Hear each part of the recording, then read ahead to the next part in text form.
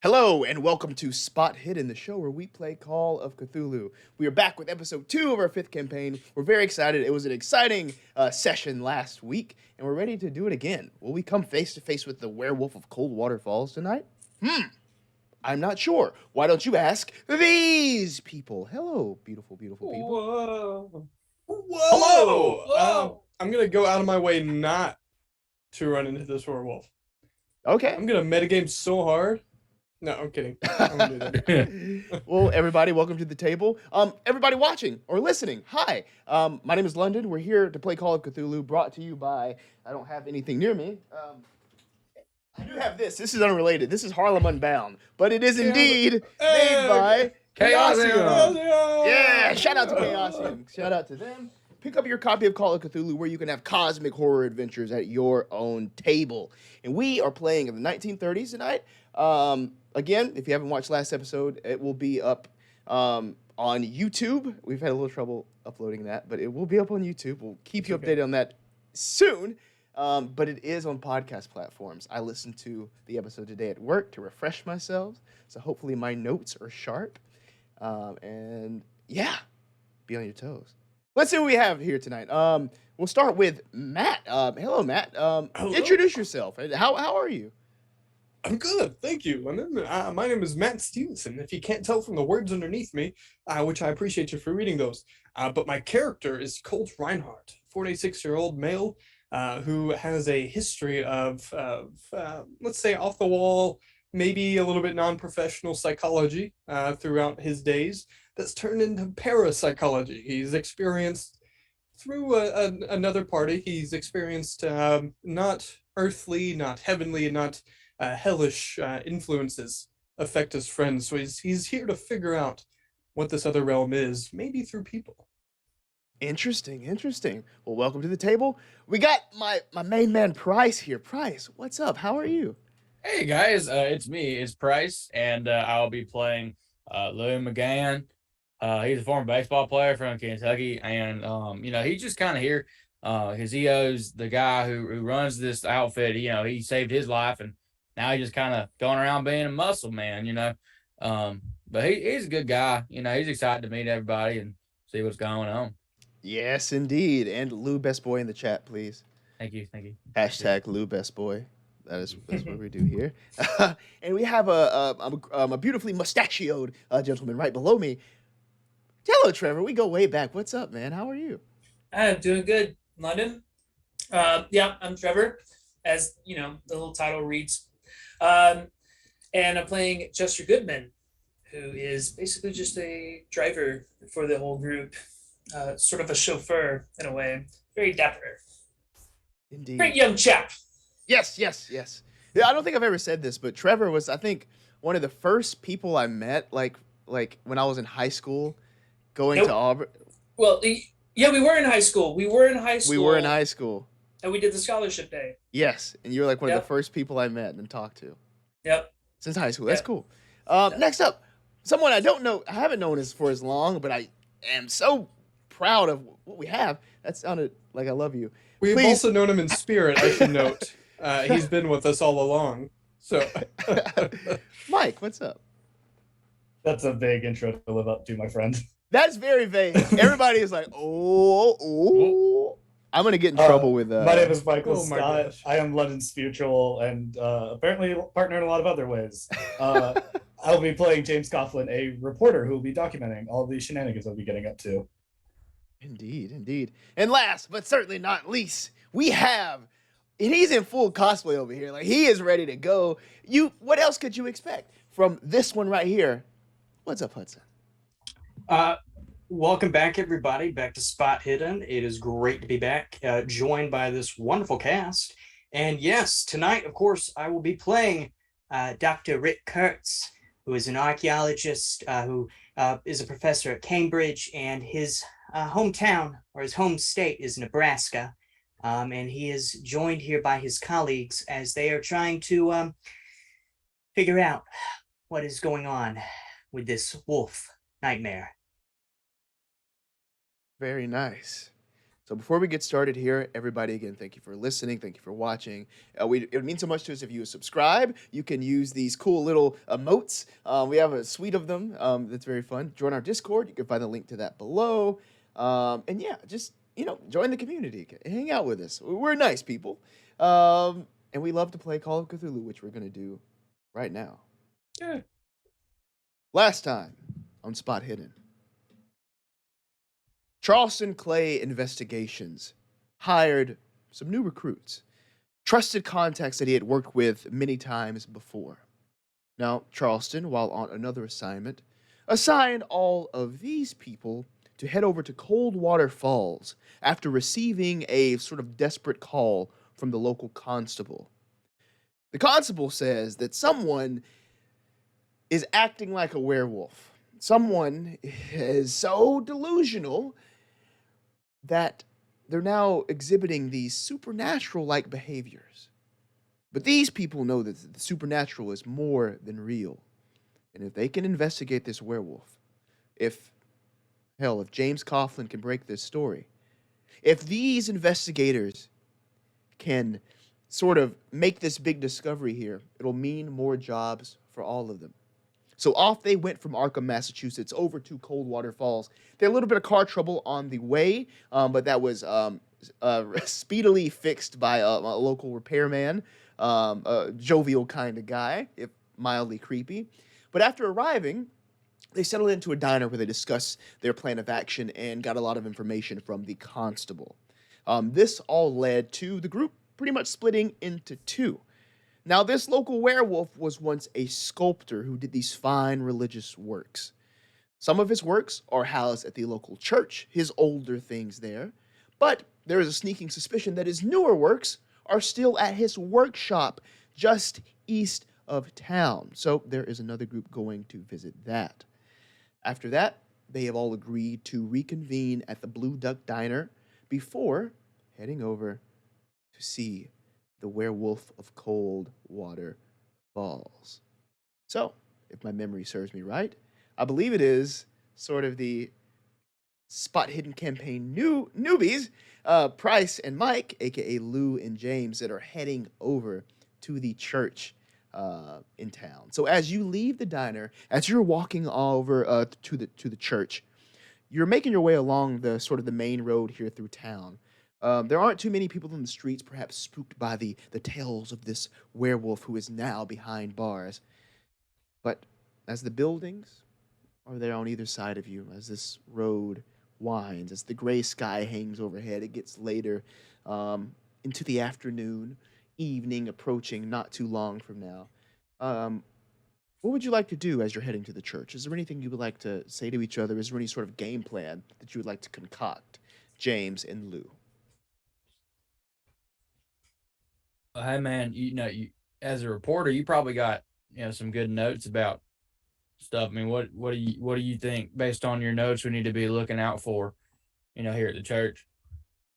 I think the interesting thing is to be well aware if they're going to be lying to you or not. People like having a story that they want the world to know and the story that they want to keep hidden. So I think, as we're trying to understand kind of the facts of the situation, I think it's important to dive a little bit deeper and not just take the story at face value. From your other conversations, I've noticed you're actually like pretty good at that just naturally. So I think that you and I could be a pretty good tag team on this. Well, people find me pretty hard to lie to, because I'm pretty straightforward, So, I mean, we'll try our best, but I mean, it comes down to, if they're lying and they're real good at it, I don't know about that, but hopefully we can try and get something out of it. So we're going to this church, right? What you a church going man? What do you, how you feel about church? Of course I'm a church going man. I have a family and I have a wife and my kids, and the church is very important in our lives. What about you? Oh yeah, man. I was raised, Methodist. We went every Sunday and all that kind of. Well, not every Sunday. There were times I missed because I was like sick or something. But most of the time we went. So I haven't been in about a little bit. Now I think about it, but I should probably start going back again. Do you miss it, or you just feel guilty? I love it both. It's kind of like it's kind of like when you eat a donut when you've been trying not to eat as many donuts, and then you eat that donut and you're like, man, that was real good, but probably shouldn't have eaten that donut. And it's kind of like the reverse of that with church. So not going to church is the donut. You could say that. Gotcha. Anyways, so for this preacher that we're gonna be talking to, so you said you haven't been to a church all that much, but how do you have experience with people of the faith, people who maybe running churches or running congregations? Yeah. Did you Oh, have a pastor at your ball club? Hopefully a preacher wouldn't lie. I mean, that's kind of against their whole thing. I'm not, like I said, I grew up Methodist, so I don't know if they're like, Catholic up here or something, but at least that, they're not supposed to lie. That's what it says in the book. But I mean, you never really know with people, but hopefully that'll help. Yes, I agree. Having someone lie to us during this conversation would definitely be very inconvenient for both of us. But I'm definitely looking forward. This pastor seems like a very fascinating man, and I'm interested to have a deep conversation with him. Yeah, man. Hey, you talk real fast. I like that. Thank you. I have a lot of things on the mind right now. Yeah, man. I think that's pretty cool. I've never been good at fast talking. Pretty not my thing, but I think it's impressive. I can't how you move your lips that fast. I mean, mine just kind of move how they move. It is a skill. I think you should practice it. Maybe just for this conversation with the preacher. Just give it a go. Try and talk as fast as I do. Yeah, man. I'll try my best to talk faster. It's an important skill. When you talk quickly, people tend to think that you are a lot more intelligent than you actually are. I've been skating through that trick for years. Yeah, I get that. I mean, yeah, no, it makes sense. You speak more means more thoughts going on in your brain. That's what people think that means. And I don't think that's necessarily true, but it could mean that. I think you should give it a try as we talk to this preacher. Okay, man. Hey, I'll bet you a nickel I could talk faster to this preacher. I will happily take that bet. All right, that sounds real good to me. So you keep walking and walking and walking, and you don't really see a church on either side of you. It seems that you walk almost through the entire town, and that's when you see it. It's an aging but well-kept structure. And from where you are, you can see that it is the last structure in town before you sort of leave westward towards Aylesbury. So it's like 2 miles down the pike that you've traveled here. It's small, but it's like a sort of classic wood frame design. It's simple, It has a steeple, has the stained glass windows that line the sanctuary on either side. And you can tell it's the kind of building that's, as I mentioned, simple. In the summer, it's hot. In the winter, it is frigid cold. Right now, sort of the fall time, it's very stuffy inside. It's one of those sort of buildings. Out front, you can see this Catholic priest. He is raking some leaves in front of the church. He has sort of dark black hair and like just the smallest little mustache there. There is a silver-haired woman. She is cleaning the stained glass set in the church's entry. And as you both approach, she sort of would turn over first and see you, not with angry or suspicious eyes, but with curious eyes as to who are these gentlemen walking up to the church right now. But the father continues to rake. What would you like to do? Hello, ma'am. My name is James. I wanted to come talk to you about some mysterious happenings apparently that's been going on in your town. I'm a reporter. I just wanted to hopefully if you had time to spare a quote or two about what's going on, I think that'd be really helpful for this story and to I think it's important that people around the town know what's going on. I'm Lou. Hi, how you doing? Talk to me? You want to talk to me? Yeah. You or the father or anyone that's around that would be able to spare a second. Well, if it's like, sort of more public things, the father might be able to more assist on that. He's more the spokesperson, when it comes That's to your church. dad? He's not my dad. He's younger than me, if you can't tell, but you're flattering, sweetie. You're flattering. No, you said father. That I now remember that. That's what y'all call the preachers, right? That's my bad. Yes, the father. But yes, so he'll answer any sort of journalistic questions that you may have. I'm just here, just cleaning up. That's what I do. But if you want to know some real tea, find me later. I'll talk about anything. What was your name again? Oh, I'm sorry. My name is Margaret, and I got the tea. If you want to know anything, tell me. I got it all. I know who's cheating on who. I know who's stealing from who. I know everything. Okay. I got my eyes. I got my ears open always. That's me, Margaret O'Connell. And what is your role here again, Margaret? Oh yes, I'm just the cleaning woman. I clean up the church, and also I am a person of the faith here. Oh, it's nice to meet you. It is Nice great to to meet meet you too. Nice to meet you both. Oh, father. By this time, the father has sort of stopped raking leaves. A very slim figure. He strolls over. Good evening. How are you two today? Doing really well, Father. Thank you for sparing us a second. Of course, yes. Just doing a little bit of yard work here, making sure that everything is presentable. Hi, I'm Luke. Hello, Father LeClaire. Nice to meet you. Nice to meet you. And your name? His name is Lou. Oh, my name. I'm James Coughlin, a reporter over from Markham. James Coughlin from Arkham. I heard that at the diner that they were going to send over some people from Arkham. You look a little older than students. I feel a lot older than a student, Father. Yeah, if you think about it, in life, we're all always learning. So, Oh, yes, indeed. You know, I feel that I learn things every single day. I feel that a curious mind is a mind that is always growing. I like that. Yes. So, a journalist, you say? Yes. We've been hearing some rumors. I don't really know an easy way to phrase this, but not. I don't want this to come across as this is my journalistic opinion, but there's a lot of people have been talking about, say, a werewolf or a dog man that has been kind of rummaging around this town. We've heard that you had some kind of connection to him.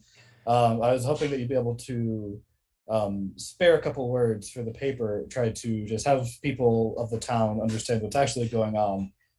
What the last thing I want to do is, have this kind of rumors instilling more fear and the unknown scaring people, which is why I came over from Arkham to really try to just outline everything that's going on and really try to just, let people understand the truth of the situation. Not that there's an actual werewolf running around. Am I right, Father?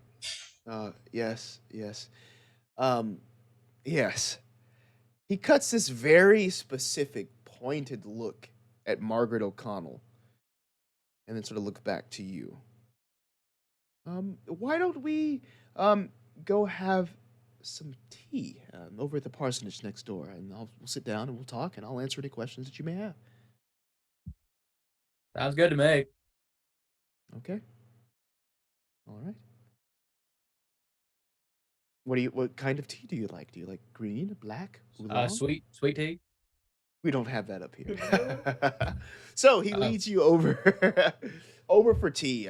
Make some tea. They're in these sort of like dainty white little teacups that are poured there for you, slid over to you. The steam rises. The tea scent is strong. It's fine tea. And as he settles into his chair in this sort of warm room here, he says, "Okay. So this werewolf situation." That's what they're calling him. It's Harlan Dupree, sort of a sad figure in town. I'm sure you know that by now, but he once was a fantastic sculptor. He did lots of the pieces that are displayed here in the church. He turned to alcohol and sins and unrepentant. So it is sad indeed that now he has turned to murder.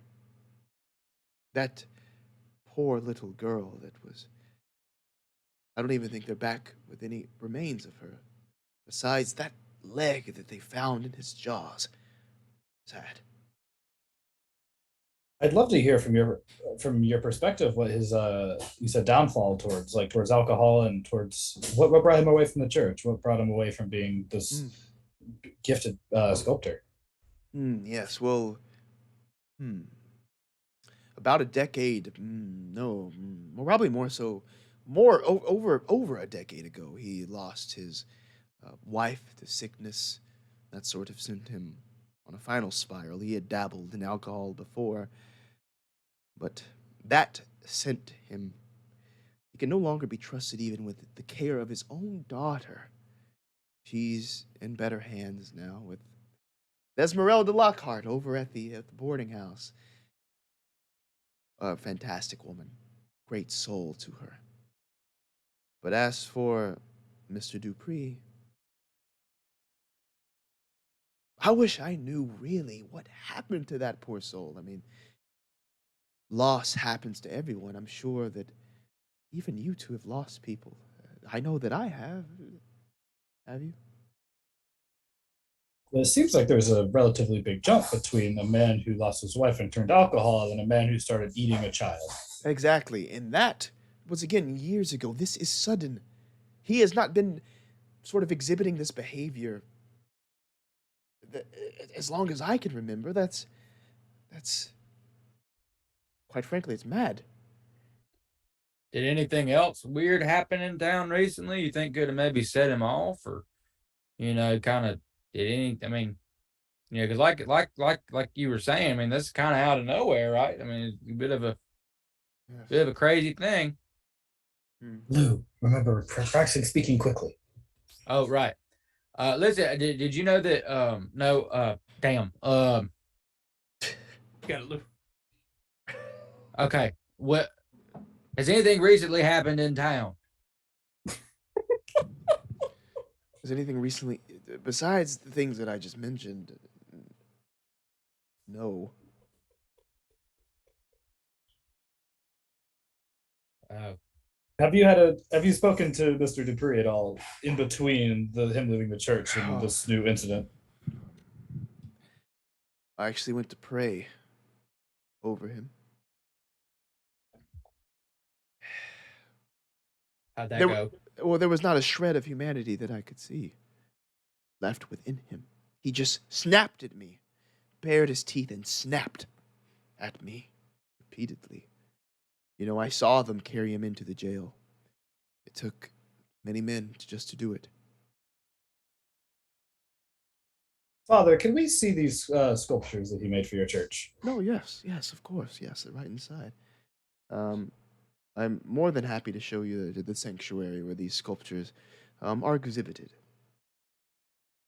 That would be lovely. Maybe we can identify some common thread between a lot of his creative works in the past, so maybe we can help identify his mental state that would lead to the current happenings. Okay, yes.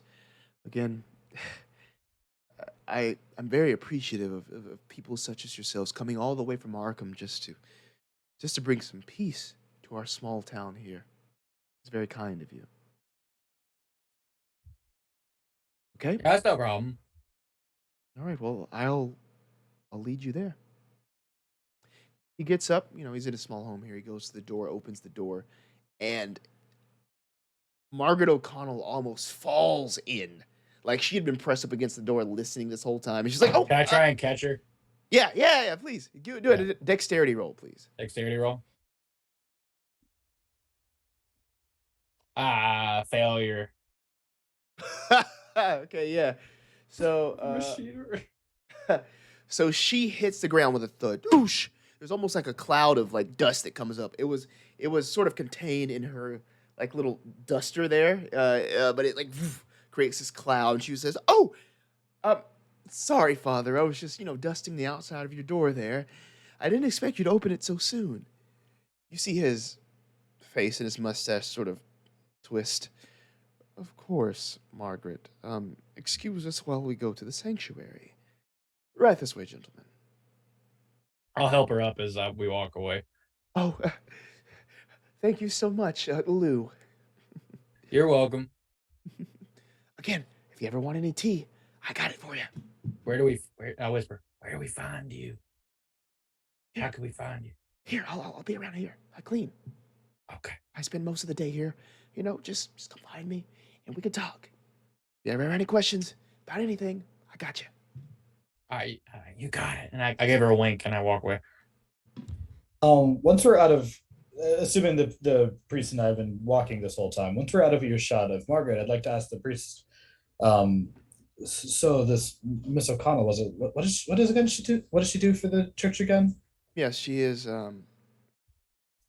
She worships here, but she also cleans the church. She's one of the finest cleaners that I've ever encountered. She's really a sweet woman. She definitely has a. She seems to have a way of finding trouble, or does trouble just tend to find her?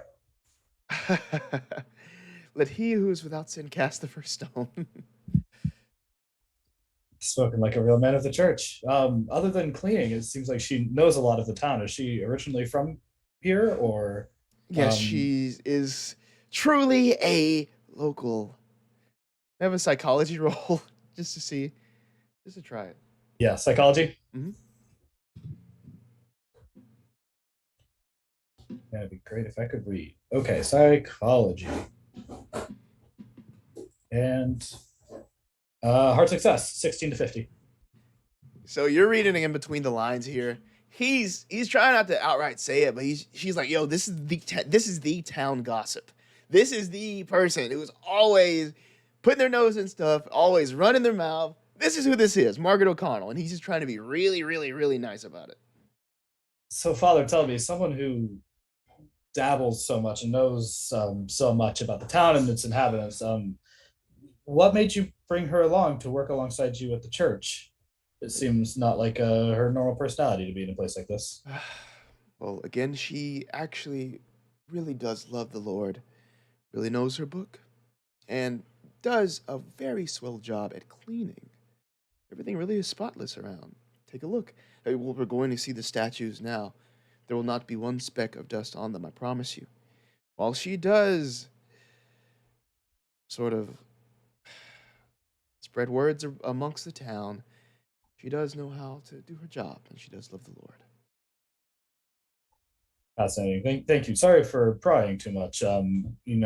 Context really is important for really trying to tell a good story, but I appreciate your candor. Of course. Oh, is this Lou coming up? Lou, what took you so long, my friend? I just was helping her up. She fell down, Oh. So. Is she okay? Oh, yeah, she's fine. I mean, she might be a little embarrassed, as one gets when they fall on their ass. But, she's doing okay. Father, my friend Lou here, obviously such a gentleman always, but I'd love to see these sculptures if you have the time. Yes. Also, I'm just reading the chat again. What about this is giving the idea that there is a vampire in this campaign? Like what is giving That's all the that? second vampire comment. I know.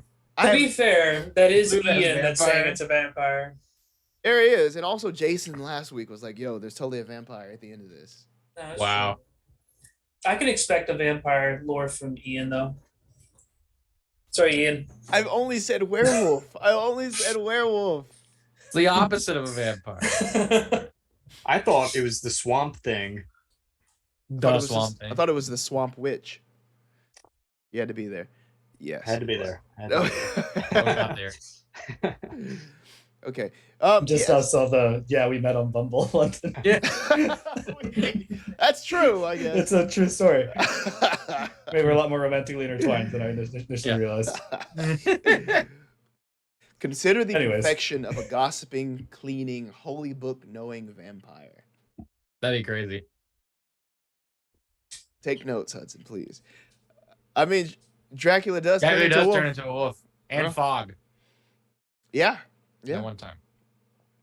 It's a dude. Everybody in the chat's like, yeah. Cool. So as we head into the sanctuary, Father Leclerc sort of opens the door into this area here. Please take your time in here. I do have some duties to attend to around the church, but again, feel free to stay as long as you like. If you need anything, please come find me. But here, it's all yours.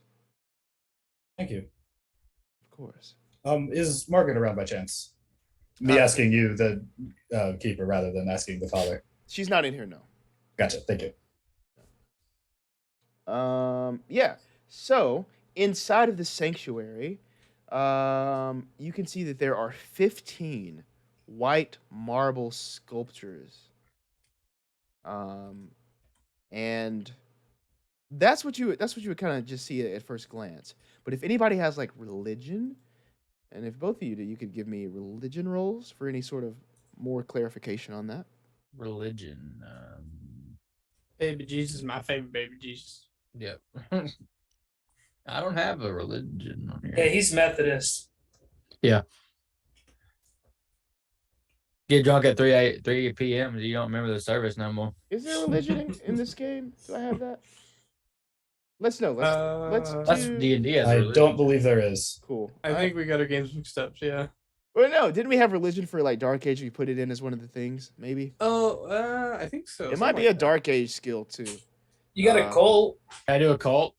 Colt, operate heavy machinery. That's You a good can, one. That's a solid one. Persuade. you can do. I would say you can do education. Education. Oh, goodness. All right. 2 education rolls.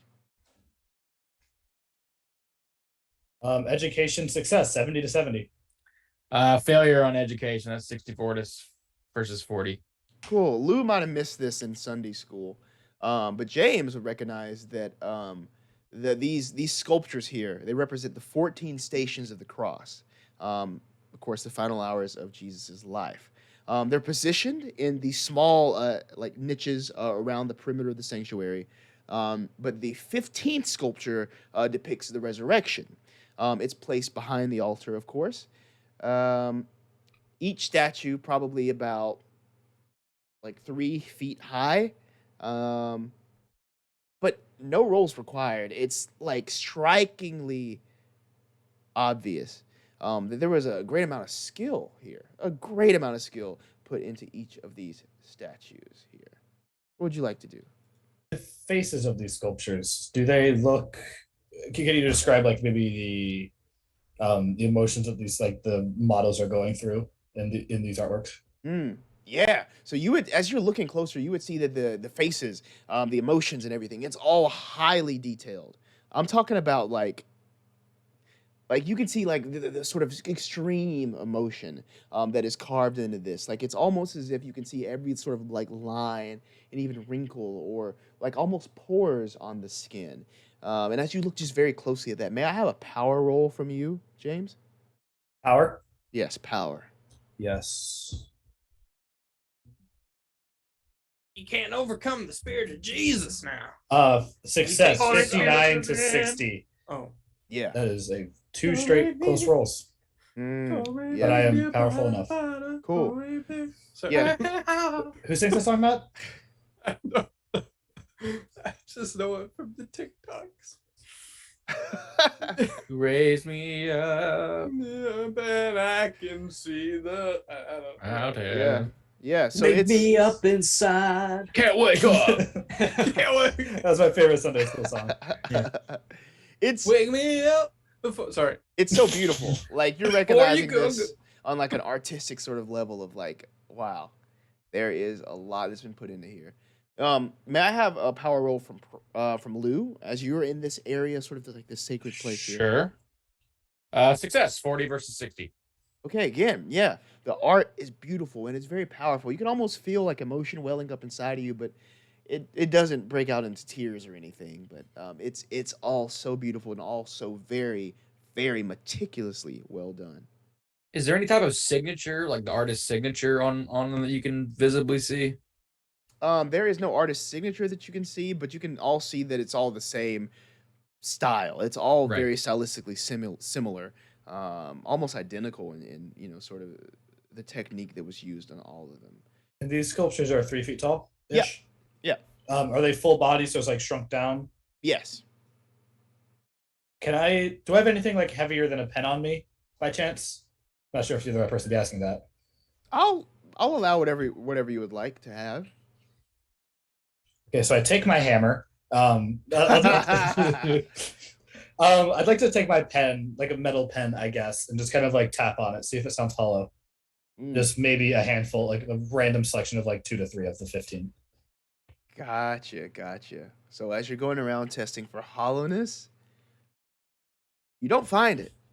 These all are solid. Do they sound marble solid? Yeah. They sound like they should. Yes. Yeah. No Can I roll try to required. pick one up? Nothing suspicious. You can try to pick one up if you would like. Sure. Strength. We'll go for number 11. Matt, your hair looks very good today. Strength. By the way. Okay. Somehow a failure. 86 versus 80.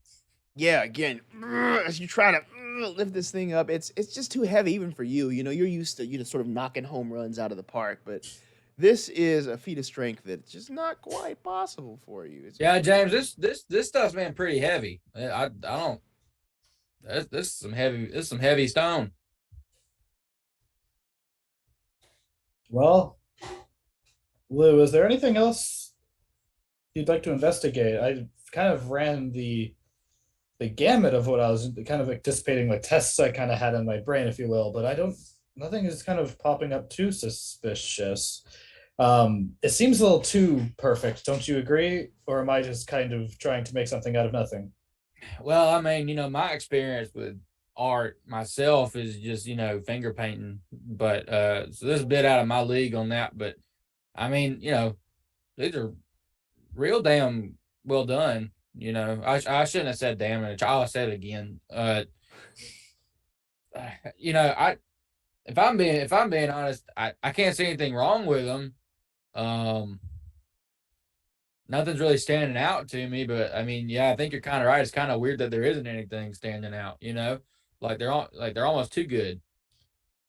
Keeper, can you describe the orientation they are around the room again? The resurrection is behind the right in the middle, I assume. Yep, and the others sort of evenly are situated Semicircle? on the side. Yeah, like a semicircle around, leading to that. Lou, my friend, real quick. Mm-hmm. The one here in the middle. Can Yeah. we see if we can maybe move it, say like a foot to the left? Like, you mean like pick it up and move it, or just kind of tilt it? Just tilt it. I'd like to see underneath it. Yeah, I could try that. I don't want to break nothing, but I'll obviously help you. Yeah. We can be careful with it. I just I have a sneaking suspicion. I feel something is wrong or missing, and I might be making something out of nothing. But while we're here, and while the cleaning lady and the father are not here, this might be a good opportunity to start poking around in things we maybe shouldn't. All right, sure. Cool. So would you like to sort of just with both your help, I'll say that it's possible, not really any roll required for breaking anything. Yeah, I'd like to just look underneath this, see if there's anything underneath the sculpture. Just the one, or would you sort of like to try to sort of do another little test, or what would Just the one for now. Okay. May I have a spot hidden from both of you? Spot hidden. Okay. Success. 25 versus 25. Failure 96-40. Cool. So Lou's eagle eyes are sort of looking and scanning the bottom of this sculpture here. It is completely smooth on the bottom. There is no sort of symbol. There's no sort of writing. There's no sort of nothing under it. That was double negative. There's not anything under it. Again, no sort of weird anything. Yeah. For sure. For sure. Oh, okay. For sure. Man, I don't think there's nothing under here, man. No, I don't think so either. It might just be a weird. This whole werewolf thing might just be kind of throwing my brain in a loop, and I'm looking for something obvious. I appreciate you helping me out, but maybe. And I guess there's nothing else here. I've taken my notes. Is there anything else I'd like to test, or? I can't think of nothing. Is there any etched glass or any other decorative artwork kind of in this room that we're in, or just the sculptures? There is sort of stained glass, kind of up on high, depicting sort of your normal scenes there. But that's about it. I'll say with the with Lou's spot hidden roll also, you would just notice there's no sort of weird symbols or anything on any of them, without tipping them over, just on the surface, looking around. They're all run-of-the-mill, but also very, very good. Not the sort of thing that a werewolf person that just bites people all day would be able to do. So he must have been in his prime doing this. An artisan. An artisan. All right. Lou, my friend, how about we try and catch up with Miss O'Connell again? You two seem to have built a rapport. Would you mind maybe taking the lead on that conversation, seeing what she knows? Yeah, man, I could try that out. I mean, I think she thinks I'm handsome, so that won't be too hard for me. I also believe she thinks you're handsome. You are a Yeah. handsome man, professional ball player. I mean, Yeah, I mean, it's kind of comes with the ball playing, and also, I got my dad's a good looking guy, and my mom, my mom pretty too, but her mom was not very pretty. That was strange. But she had a big old lump on her left part of her nose, and it's still there. It's just a big old lump. fascinating. Yeah. Let's talk more about that later. But for Okay. now, let's see if we can run across Miss O'Connell. And at that, she sort of rounds the corner. Did someone say my name? We were just talking about you. Who doesn't? And at Oh, that, we're going to move to the other group. So about a half mile south of the Miskatonic River, just east of town, is Harlan Dupree's workshop. And there are three figures sort of steadily approaching this place. Those three figures are Dr. Rick Kurtz, Chester Goodman, and Colt Reinhardt. Now, on the grounds of this homestead, there is one level house.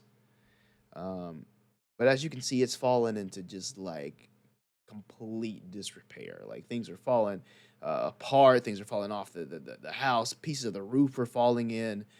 And there is the back of the house, it's surrounded by this large wooden fence. So like high wooden fence. You can't even really see behind the house because this just sort of extends and encloses something back there. But as you all approach, what do you all say to each other? What would you like to do? Is there any sort of game plan that you would like to concoct between each other? Please.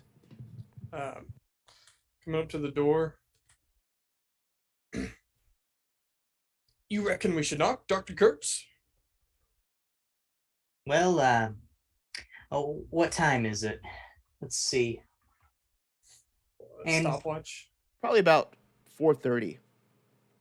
I think it's acceptable to knock right now. Great. Chester, after you.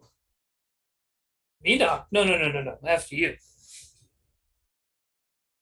So be it. Let's give that door a good knocking. 3 knocks to be exact. Doop, doop, doop. You knock. But there is no answer. But on that sort of like last hit of your fist, the door just creaks open just a little bit. You can see there's no lock on the door. It just kind of swung open. Well, I suppose nobody's home. We should probably go back to the vehicle. Delivery. Hello? Mr. Dupree, are you in there? Oh, that's good. They have him chained up in a cage, and you expect him to be in his house? Is that it, Doctor? Well, who Great. said anything about him being chained up in a cage? Do they not have him? Fill me in, Keeper. Didn't they talk about like they have him somewhere, right? Yeah, they got him in a cage at the jail. Oh, that's right. I'm sorry. No, you're good. I was thinking of something else. Go ahead. How do you know? All right. I got nervous just being in the room. Dr. Rick Kurtz suffers from short-term memory loss. With that, we'll just give a slight nod and very gently push that door to a full open position, Keeper. Cool. As you open it, the remaining light that's outside sort of filters into this. I'm trying to figure out if I can call it a home or not. Right now it's just like a big pile of crap, basically, is what it is. So with a big fence in the back. That's crap with a fence. But as you go up and you sort of open the door, you can see that the front room here makes up half of the place. So there's basically just like one room here and then another room in the back. That's kind of how this place is divided. The front room, it's a living space. You see a bed there, a rocking chair. You see this like little table set against the wall, like a multi-purpose table, Could be a writing desk, could be a eating table, whatever. There's also this stack of crates, about 4 high, next to this fireplace. They have the words "Fresh Peaches" sort of scrawled in colorful lettering on the sides of the crates. Um, Other than that, you can see that there are a bunch of different papers stuffed into those crates. What would you like to do? Chester says, "Oh, I'm starving," and goes over to the peaches. Where it says fresh peaches. Yeah. As you can see, there's no peaches inside. There's just lots of papers and such. Dang. And from where you are, you can see that it just appears to be a bunch of like business receipts, specifically from various churches, cemeteries, funeral homes, all of sculpture commissions. I was really hoping there were peaches. Sculpture commissions. That's interesting. Receipts. Well, I'm looking for a sculpture specifically, but Doctor, something tells me you're going to be better at that. Let me look at it. You two have fun. And can Colt head off towards the back? Maybe he's looking for any sort of sculpture. Cool. Yeah, you can head towards the back. So Dr. Kurtz, what are you looking for specifically? Are you sort of just like analyzing the receipts for information? Are you just looking through all the crates, giving it a closer look? What would you like to do? I would like to look at the receipts to get a bit more information on the statues themselves and perhaps where they are. Okay. Let's see. Give me an Don't forget to intelligence. listen to the latest sale. Give me an intelligence roll, please.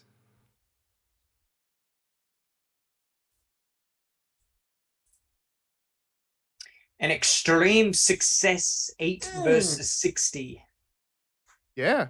So you look through here and you can see that this has a big range of sales here.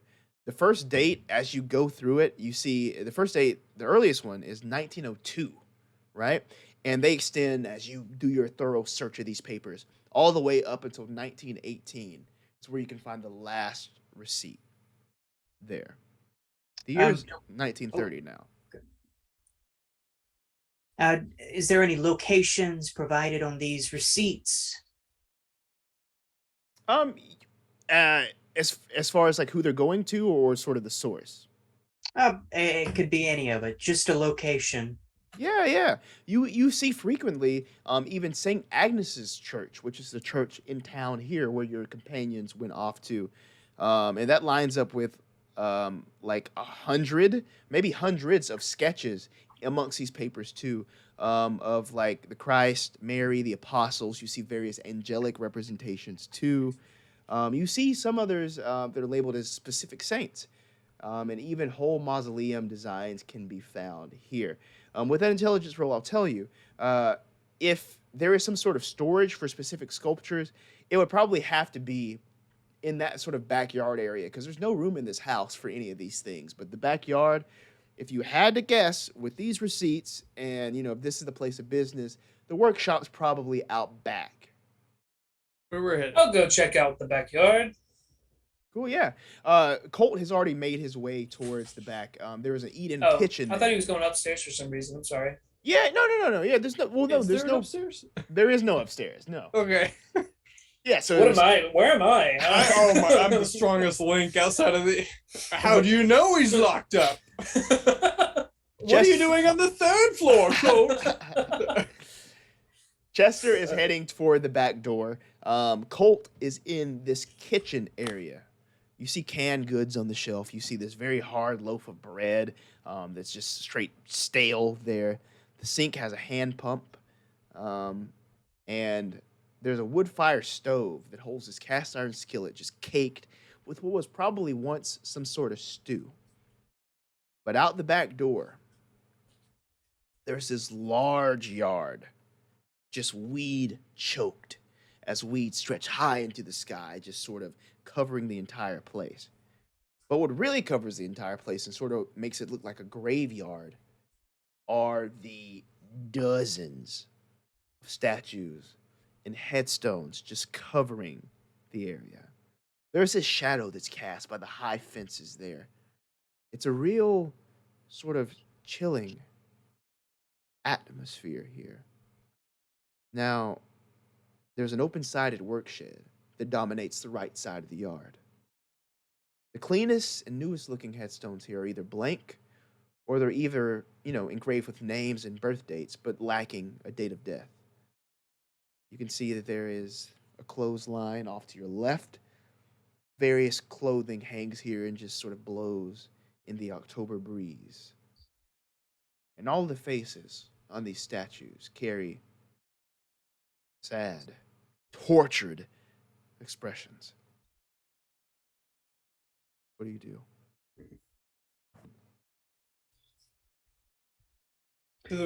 Do the vines restrict any information? I mean, do they cover statue faces? Do they cover wording? Anything like that?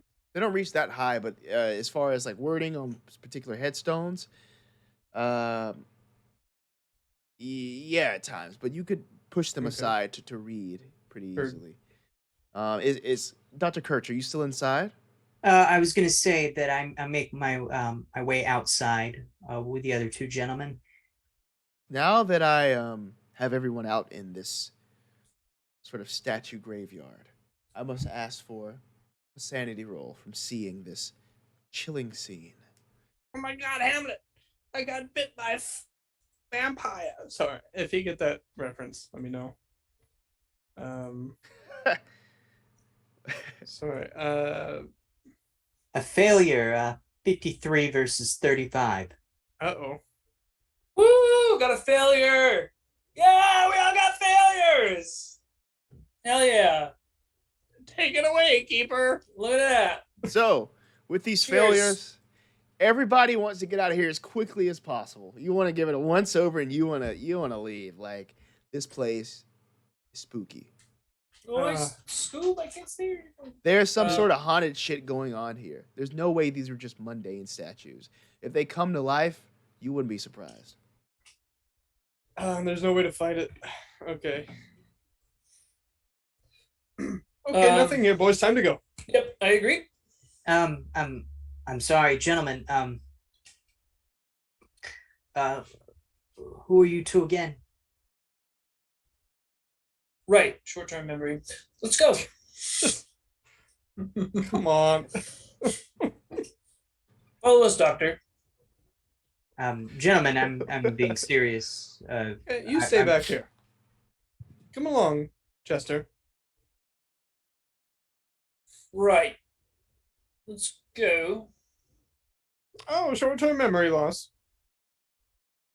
Dr. Rick Kurtz looks around again, sees what's going on, and knows where he is not a good location, even though he can't really remember it. So he begins to head back and try to figure out where the front door is to get out of this backyard. Something that just keeps sort of drawing your attention is that big work shed that's in the corner, like on the right-hand side, Dr. Kurtz. Something about that specifically is got some vibes to it.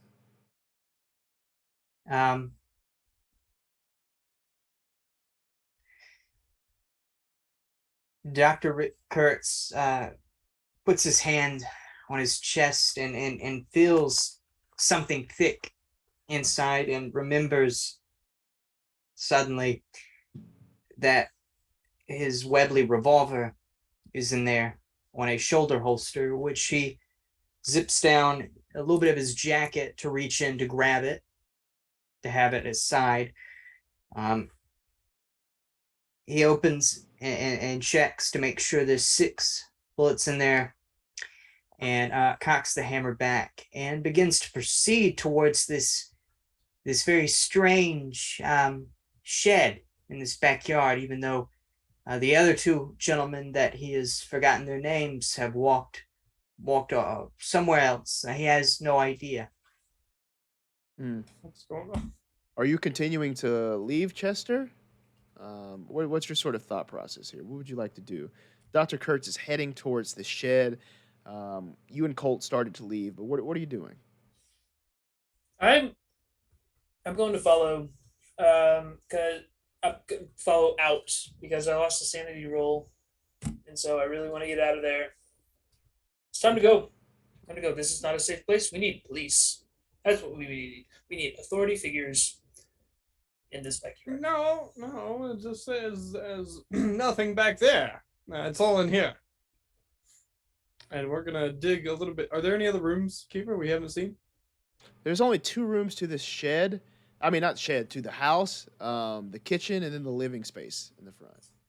Doctor, it's time to go. Doctor. Colt, what would you like to do right now? You see Dr. Kurtz heading with gun, sort of ready. Chester, you know, he's trying to get them keys, right? What are you doing? What's your thought process? Sorry, was that for me or Chester? Yeah, for Colt Reinhardt. You see your party splitting now. Kurtz heading towards the shed, Chester heading for the door to get out of this sort of claustrophobic fence area surrounded by leering eyes and symbols of death. You have to speak up. Reinhardt has hearing problems. I do. Also, I'm trying to put funny memes in the chat. Stop laughing, Bryce.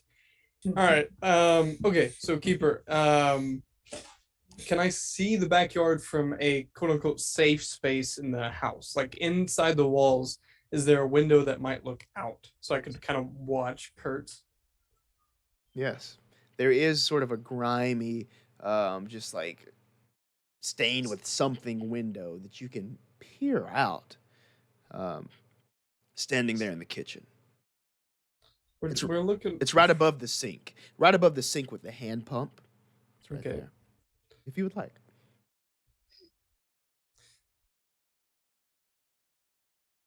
What's up with that wood stove? I mean, is there anything, if we're to open that, is there anything of significance aside from ash, maybe wood? Over next to the stove, there's just the cast iron skillet. Okay. And again, caked with something that hasn't been touched in who knows how long. We're just kind of peeking around the kitchen, looking at surfaces, and slowly gaining the courage to look out that window, watch Kurtz, see what's going on. Cool. All right. So, Dr. Rick Kurtz makes his way to this work shed. May I have a luck roll? Doctor, it's time to leave. Time to A go. success 39 versus 45. Okay, cool. So there are these tiny, sharp chips of gray and white stone that just litter the floor of the shed in here. Luckily, thanks to the boots, I presume they're boots that you're wearing, they don't penetrate through to your feet. So you're all good there. Now that you're inside of this sort of dark shed, you can see that it's filled with chisels, sculpting tools of all sizes and shapes. There are these heavy leather gloves on the workbench, and there's also an apron and goggles for, eye protection. The shed does indeed have electricity. It's wired to this generator that's not too far away, which provides power to a single bare light bulb that dangles from above you. There is also a drill with large diamond-tipped bits. There's a radio set on the tabletop here as well, and a wheel grinder. This keeps all the tools sharp. What else is there? That's about all that you see without a spot hidden roll. And Dr. Rick Kurtz will give you a spot hidden roll. Yeah! That's the name of the show. 85 versus a 75 failure. Oh! Good. But Dr. Rick He's gonna Kurtz do it. would like to push the roll, please. Mm-hmm. How would you like to do that? Are you turning on that little light bulb above I you? believe Dr. Kurtz would like to, because he does have his Webley revolver out. He's not really concerned about whatever might happen, or if there's somebody in there. I don't think I'm in any danger, so I will push the roll by trying to turn on this light bulb. Push the roll. That scared the shit out of me. Mm-hmm. Oh my god. An extreme success 13 versus 75. Sorry, London. Extreme success. Yes. Nice. All right. Tucked away in this crudely built like drawer on the workbench is a large book. Now it looks like it's like a lettering style guide for tombstones, and each page, with this large portfolio style volume, has a different typeface on it. So instead of being on Microsoft Word and just clicking a little button and seeing everything there, this is something you have to like physically flip through. But as you're leafing through that, you will find a sheet of paper that's torn from like a sketchbook or a diary or something. It's not like one of these actual big pages. It's a smaller page. It's sort of engulfed by the larger pages. Hand drawn on this paper is a strange symbol. I'm trying to see if I have like paper or something around that I could draw this on just to show you. I was not prepared. I have this ticket thing from a Broadway show that I saw. I want to draw the symbol, but also describe it for the people at home. London likes theater. Loser. Leave me alone. Dork. Wow. What a dork. Point and laugh. Y'all are mean. I God. bet you like Susical the musical. Susical is underrated. Horton hears domestic violence in the other room. It is pretty good. Is that the sequel? Yes. If you boys would like to check out the Roll20 page, you'll see the symbol. I drew it for London. I could have drawn it on there. Why didn't I draw it on there? Of course, that's the symbol you think it is. Oh, That's- that's my bad. Take a wild guess as to what Matt drew, and that's that's what it is. No, this is It's a a symbol. sketch of the Mona Lisa. If you guess right, okay. All right, cool. It is this It's like a fertility symbol. it's an eye encapsulated in a triangle that's With tree encapsulated in a circle with tree branches branching off of it. All right. That is what Dr. Rick Kurtz sees on this paper. I'll write that down. Would you like to provide either a Cthulhu mythos roll for this, for some pretty deep information, or an occult roll for something lesser?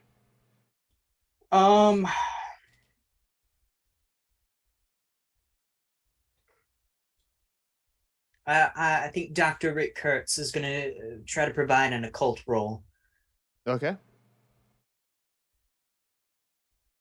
And to back this claim up, I did do some archaeology digs in the eastern portions of Egypt, and I did come across a couple of symbols that had not been documented yet.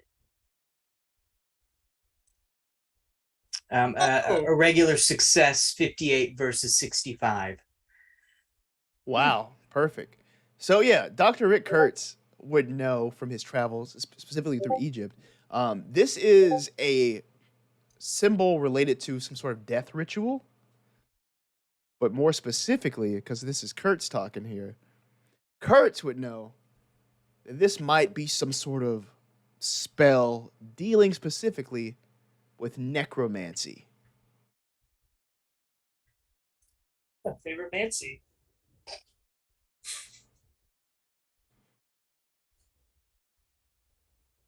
I'm more of a pyromancy guy myself. Like bird and shit.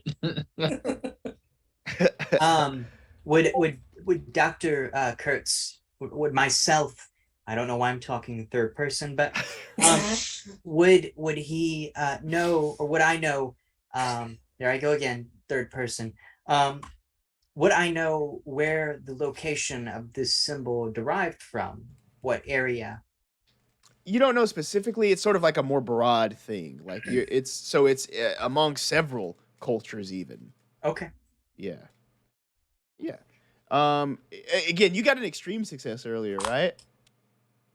For the spot hit for the spot yes, hidden. yes, I did. Yes, a extreme success for the spot hidden roll.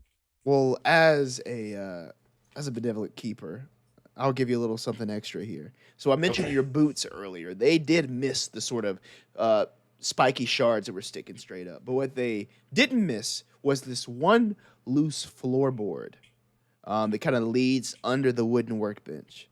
It's absolutely clean of any stone chips. What would you like to do, seeing this loose floorboard that is clean of any sort of debris? Is there any sort of hammer, perhaps, any sort of tools that I can use to try to pull up this floorboard piece? Easily. And as you pull that up, you can see that there is a small bag cut from a flour sack that just clinks and clanks as you sort of lift it up. Inside of this sort of grapefruit-sized bag, there's several dozen bits of jewelry. There's the rings, bracelets, necklaces, watches, earrings, tie clips, stuff like that. But mixed amongst this jewelry are these little tiny, itty-bitty, irregularly shaped bits of gold. They have these broken points jutting out of a central lump. Pieces of gold with like little shapes sort of coming out of a lump. May I make a appraisal of the items that I found in this bag? Yeah. Oh, a failure. I seem to have lost my eyes. Okay, yeah. You're not sure again what the value of this stuff is, or if it's legitimate, gold, or how much money you're holding in this bag here. It looks legitimate, but again, you're not sure. As far as like the little pieces of gold with the pointy bits, for that I'll take a medicine or intelligence roll.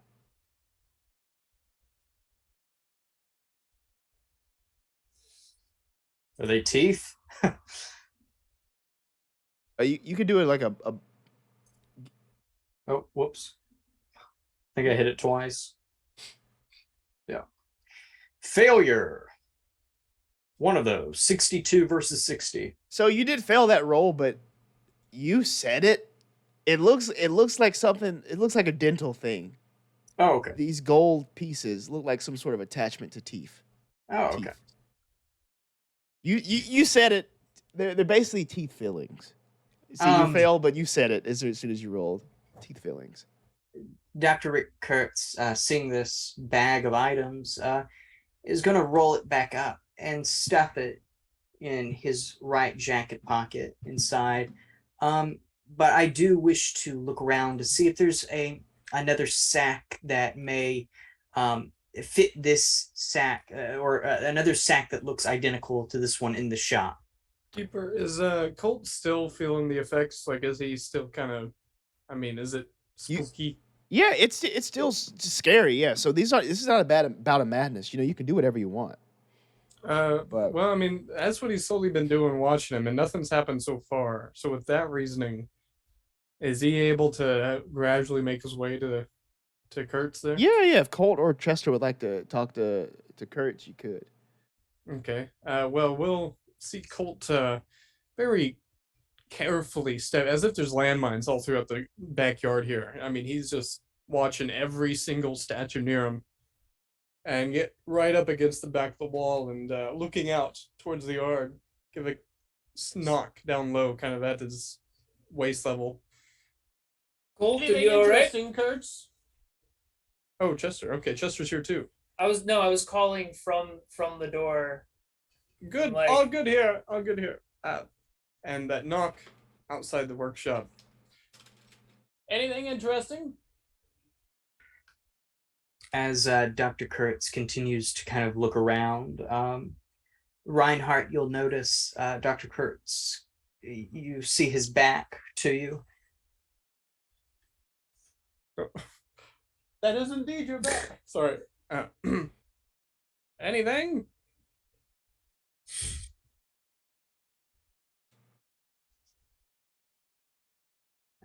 No, Reinhardt, no, I haven't found anything.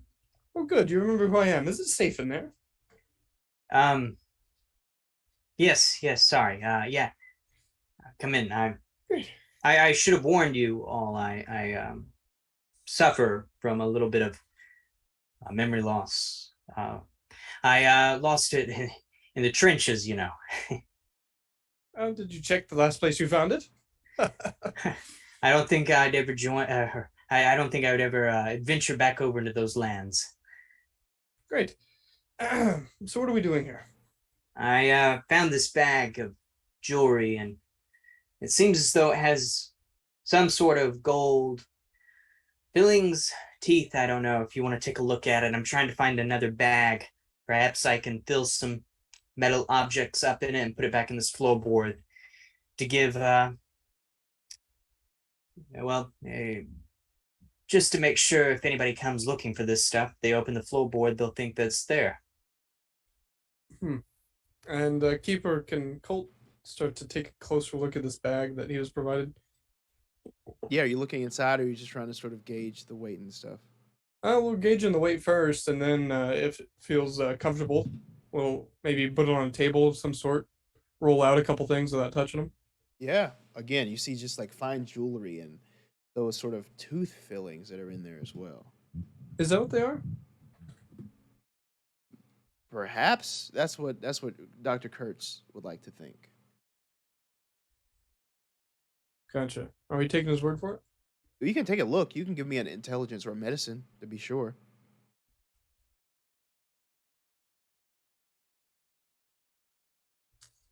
I have a little bit in the medicine skills, so let's see if anything happens. Nope. 8141. That's tooth fillings. It's like, it looks like it could fit in a tooth, but like, why would that be without all of this jewelry? Yeah. You know what I mean? Like, and it doesn't look like shiny or anything. It's kind of gross. And Keeper, is there a bag that looks somewhat identical to this bag that has the jewelry and teeth in, or gold fillings? Yeah, there are a couple bags inside that you could use, such as like, there's another flour sack made of the same material if you want to replace. Yeah, I'd like to replace it.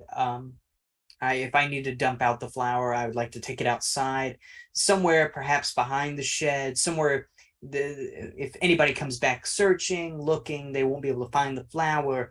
But I would like to fill the bag up with maybe some nails. Yeah.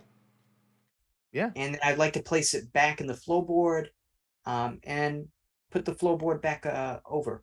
Cool. So yeah, you're able to do that pretty easily. Did you take the paper with the symbol on it too? Well, that was my next question. So this book, this very large book, the binder, whatever it is there a way I could take it, or is it too big?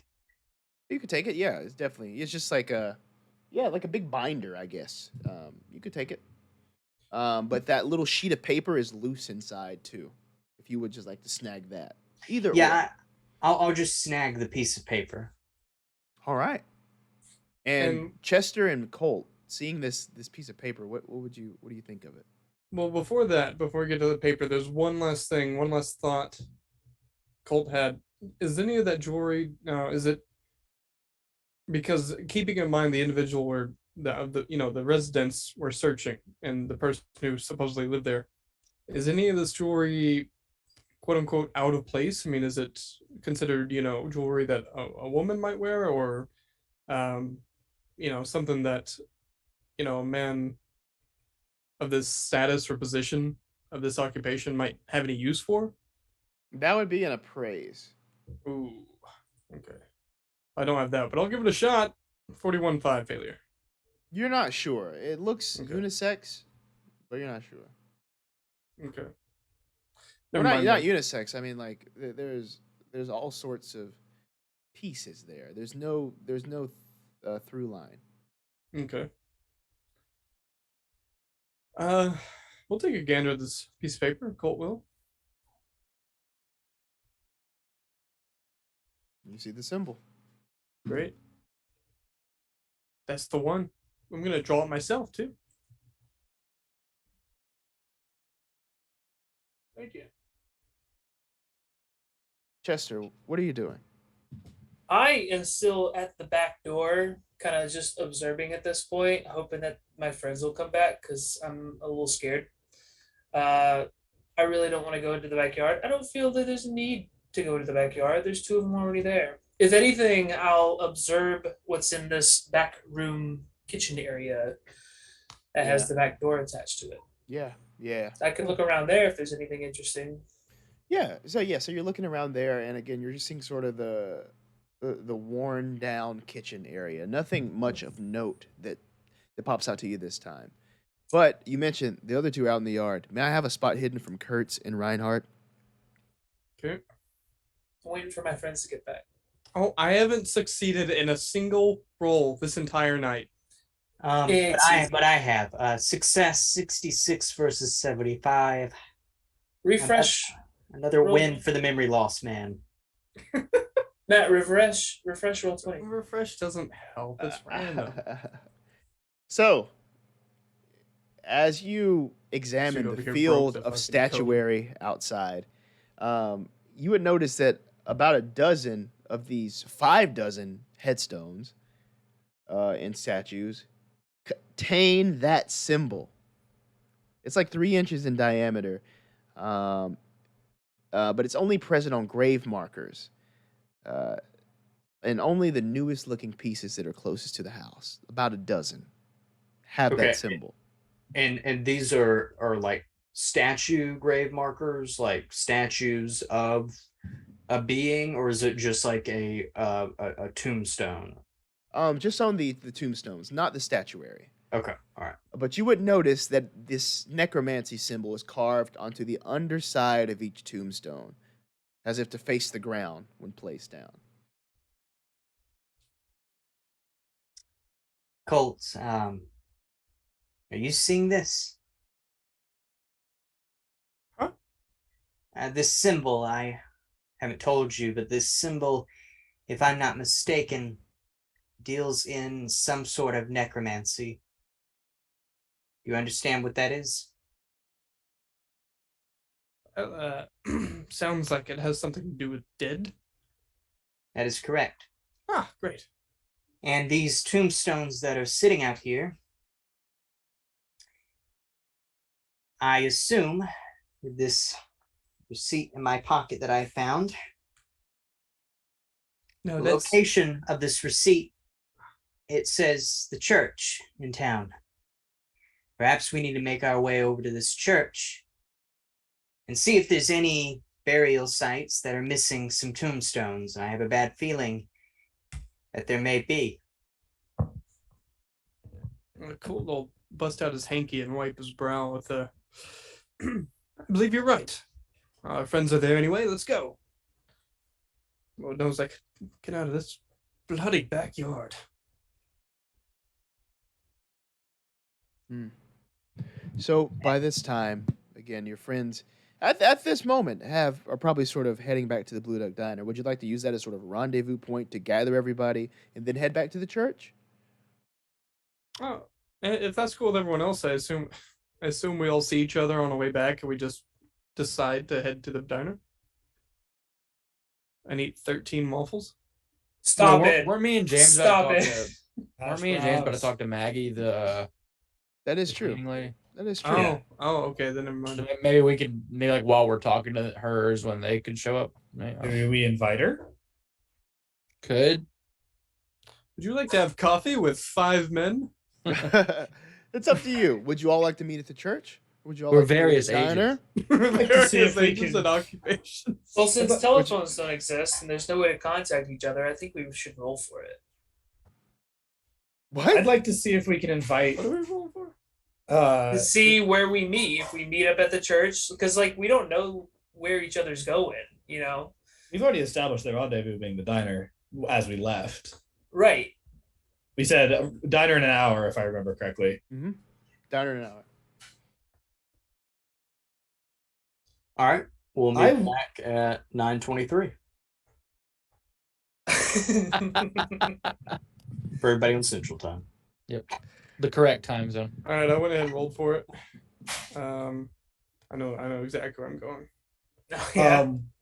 If we are heading to the diner, I would like to try and convince Margaret to come with us, see if we can have a chat outside the watchful eye of the father. Okay, yeah. Get a little bit of freedom. Charm or persuade, please. Charm or persuade. You want both of us to do it, or just? I will charm because I am a handsome man. Yes, you Handsome are. song gun. But I am handsome. Hard success. 17 Let's to go. You Margaret, got the 50. The smolder. handsomest of men. Margaret So small, O'Connell smaller. readily agrees to join you at the Blue Duck Diner. Sorry to swipe your gal, Lou. But Oh, that's okay. I got a couple back home. Don't worry about it. And that's where we'll pick up after our break. So we're going to take a Oh, break, man. and then we'll jump back in at the Blue Duck Diner to discuss exactly what's going on here. Thank you for watching. BRB. If I can find my mouse.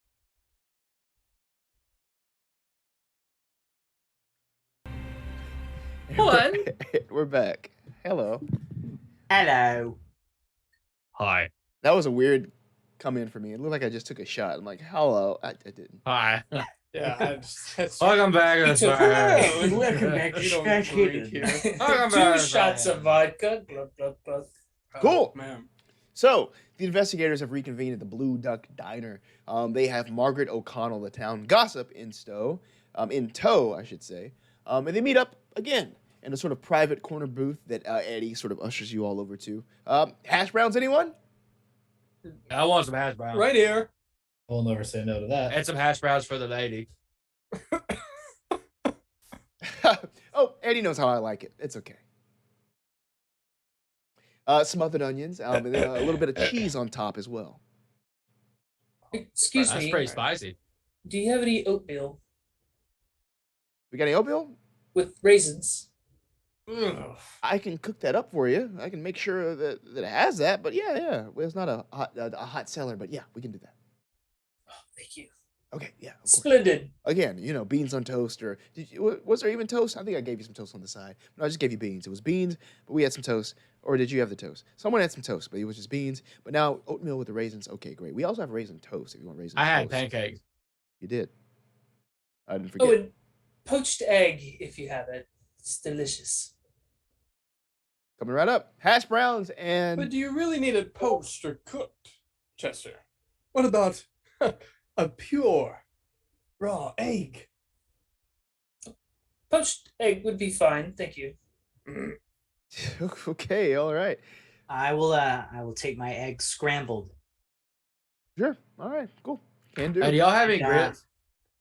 We don't grits? What is that? I'll take I'd the take too orange long to juice explain that. and a coffee also. Coffee? All right. Coffee is Coffee. always hot. All right. Right. Coming up. And grits for my friends. Oh, we don't have any grits. What is grits? Well, that a- is it's, that an it's Arkham thing? corn. Is what you do is you take corn and you grind it down real fine, and then you can basically it's almost kind of like oatmeal but with a corn. Margaret sort of pipes up. It's almost like a polenta type thing. What? It's almost like a polenta type, like. I don't know what a polenta is, but these are grits. All right. No, she said politician. It's like Oh, I know what those politicians are. like to mush things up. They make it. Oh, messy. yeah. Oh, you're making it funny. That's funny. Eddie goes off to the kitchen. He is the sole employee of this place, and he has to get to work. Cool. Now that everybody's at the table, what would you like to do or discuss? Everyone, this is our friend Margaret O'Connell. She works at the church. I thought she would be an interesting dinner guest for us today. Seems like she's born and raised here, knows a lot about the town. Margaret, this is the werewolf hunting crew, I guess you could call us. Oh, hi. You see like a wide-eyed, silver-haired woman in front of you. Feel free to introduce yourself, everyone. But yeah, this is Margaret. Hello, Margaret. Hello. How do you do? Margaret over here works at the church. She's real good at cleaning, Oh, good. and also, now Margaret. I hope you don't mind me saying this. Margaret's also real good at listening. Ah, You know what I'm saying?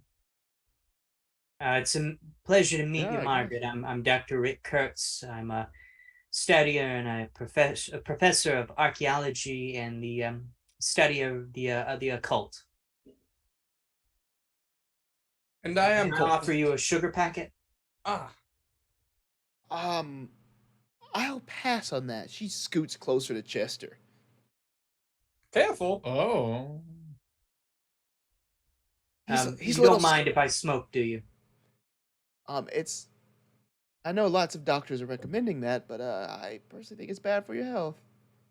I'm a doctor of archaeology. It's a step above medical doctor, you see. I'm gonna wait to do my chewing tobacco after I eat because I don't want it to be tasting all smoky. Oh, okay. All right. What about steak? Lou? I'm more of a surf than turf kind of guy. Really? Yeah. Interesting. Would you say you took several beach trips as a child, maybe? No, he's right down to the creek. This creek, there were crawfish? Yeah. Interesting. How did the And crawfish also make catfish. you feel when, Catfish pretty good. when you boiled this crawfish alive? I mean, was there a feeling that resonated within you, or? I mean, I was hungry. Like a brick wall. Okay. Margaret, Yes. that is your name, correct?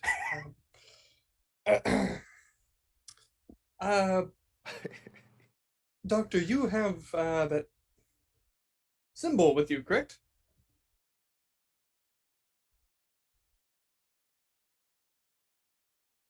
The old girl take a look. I'm not old. Yeah, Excuse she me. just turned 22 last year. Oh, stop, Lou. Okay, I'm sorry. I was being a little flirty. She turned 23 last year. Yes, of course. Lou here is, all the money that Lou has collected over the years has made him quite adventurous. Anyway, Now, mind again, that, Lou. They say that money is the root of all evil. but not too much money. Most of mine's in savings. See, smart man. Doctor, okay, this is the doctor. Do you have that etching, that symbol drawn from the journal? Yes, I do. It's funny that you are here with us, Margaret. You work at the church, I hear. Yes, I do. I have a couple questions that may seem funny to you, but I would love an answer if you could. Have there been any large amount of deaths recently, or perhaps there have been some burials that have been disturbed, or perhaps even maybe some of the tombstones have needed some upkeep and a little bit of refurbishment? No, I do work at the church, and while the cemetery is a little ways outside of town, no, there has not been any tombs that have been disturbed. No, the ground.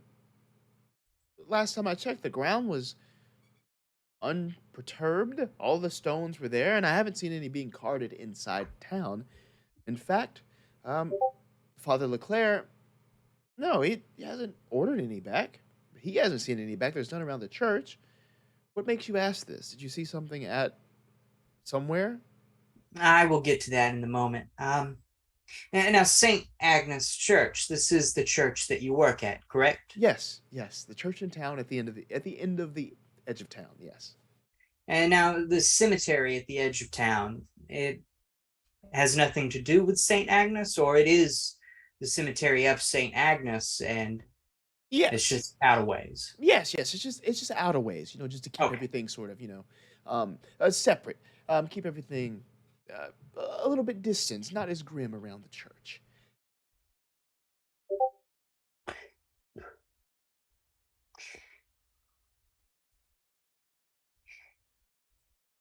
Well, and with that, Dr. Rick Kurtz begins to pull a piece of paper out of his left inner coat pocket. This symbol right here on this page, Oh, that looks spooky. yes, have you ever seen this symbol anywhere else? Perhaps in the church, or perhaps in the cemetery, if you've been to the cemetery? Let me do a little roll. All right. 25 versus. GM, has Lou ever seen this symbol? You could occult it. Could occult it. Oh my Okay. gosh, it'd be so funny if Lou. Extreme success. No, Bro, it is No not. way. You have No seen this. freaking way. You have seen this Holy necromancy crap. spell symbol. You know it's specifically a spell to raise the dead. We're all support characters at this point for Lou. Why does Lou have a 50 and a cold? It's part of the background. He's a spooky motherfucker. What are you not telling Hey, us? can I say that again real quick, Doc? Of course, Lou. Here. So back when I was at home, like I was telling James earlier, but I went to church all the time growing up, but like my dad, he used to when I was about 15, 16, he started kind of reading some interesting books, and I remember seeing that in one of his books. I went snooping. You're not supposed to go snooping, but I went snooping, and it was something about dead people. Kind of I think the trees growing out of the eye are supposed to symbolize a kind of deathly rebirth. This is too much. No, this is demonic. Yeah, I wouldn't say demonic. I don't think he was trying to do demonic stuff. I think he was trying to do like magic stuff, but he wasn't never no good at it. He just read a bunch of books, and then I never really asked him much about it, but I kind of snooped in some of his books. I don't really remember much what it said, but I can remember some things. But I remember this being a death thing specifically, and I remember it cropping up a couple times. But I mean, I couldn't tell you much more than that. But I remember it popping up, and he kind of seemed to stay away from this stuff. He kind of went more towards like, crop management. Trying to have a more harvest kind of thing. But this was in the book. Lou, perhaps does your family still own these books? Well, that's the sad thing about it. So when I was about 17, there's this other family that lived across the way called the McPoyles, and the McPoyles came over to drink with my pappy, and then one thing led to another, and the house burned down. I'm so sorry to hear that. The McPoyles, I have to ask, what were you drinking? They were drinking moonshine. Okay. Oh, Yep. I knew a couple of McPoyles one time. I don't know if they were related. They enjoyed drinking rum ham for some reason. I don't. Oh, they said they had some family out in Philadelphia, but I never met them. That may have been them. I was in Philadelphia at the time. Uh, But moving on, so there is no way we could get those books. Margaret, I mean, he could have saved it, but I mean, I don't know where it would be. And do you remember where he got the books from? See, no, he wouldn't tell me anything. I asked him about where he got these books from, and I said, "Dad, did you get that from the library?" And he said, "No, I didn't get this from no library." And then, that's all he'd say about it. He wouldn't tell me. He didn't want me looking at them. He told me to stay away from these books. And so of course I didn't, because, it was creepy books, right? But, it was just kind of, I didn't spend too long on them because, I didn't want to do nothing bad, but, he wouldn't tell me where he got them from. He just said he didn't get them from no library. Everyone, well, Lou in particular, do you remember anything else about, let's say, you called it magic? Do you remember anything about the spell? Maybe what happens if it didn't work or if it went wrong? I mean, this one, he never used this one. He did some other ones that had flowers and drawings of corn. It was all native stuff, and it was trying to make sure that the harvest came in okay. He didn't seem to mess with any of this other stuff that involved anything other than making sure the harvest was okay. He kind of seemed to stay away from that. It was in the book, but I mean, it was a big old book, about that thick, and it had all sorts of things, but he kind of stayed on his own little section. So I have a theory. This is just from piecing some things together. I want your all's opinion on it. I know it sounds far-fetched. So Lou and I, when we were talking to the preacher, we learned that this werewolf man Dupree lost his wife, and it kind of spiraled him down from this gifted sculptor to an alcoholic. Lost a lot of his ambitions. I wonder if he or someone in the church kind of got this man in towards necromancy, trying to do some of these spells that Lou's father was in and around, to try and maybe bring this wife back to life. And I wonder if, while dealing with the occult, while dealing with this magic, if it backfired and made him feral.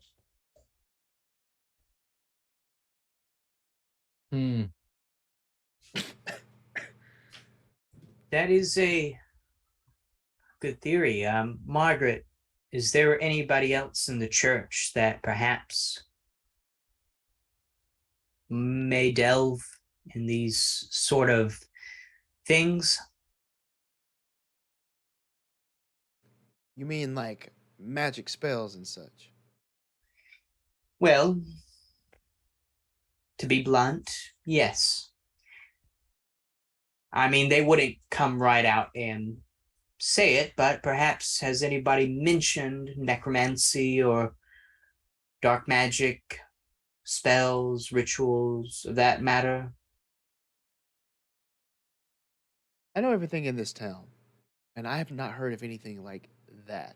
And you're saying that Harlan Dupree was doing all of this stuff, using this necromantic energy, trying to bring back his wife? Margaret, wasn't Yes. there a stranger around who's walking around selling books around the time that Dupree went mad? I know who you're talking about. I believe I don't- someone mentioned encyclopedias, but I don't know about books, but I did see some strange figure. And actually, when I heard there were people coming from Arkham, I thought he might have been one of you, but just a real spooky looking fellow. Just lots of the first time we were here, Lou made a good point that the timing is very coincidental. There's a guy with lots of At teeth that I best. saw roaming around, but again, he's not You a said local. teeth? Lots of teeth. He just looked like he had a lot of teeth in his mouth. It's a weird thing to notice. I've never heard nothing like that. Like he Teeth are good. Are you talking Yeah. about like a shark? not like a shark, more like a I don't know. It's A rat? a rat. You want to say a a wolf, rat. don't you? Yes, he looked like a rat. A A wolf, were no. rat. No. No. A rat, you say? Very rat-like, honestly. I think. But you I've know, seen- also Mrs. Johnson also looks sort of like a rat, but that's just her demeanor. Oh. Mr. Johnson. Yes. I saw this man. You saw him too? Yes, You've seen the man with many teeth.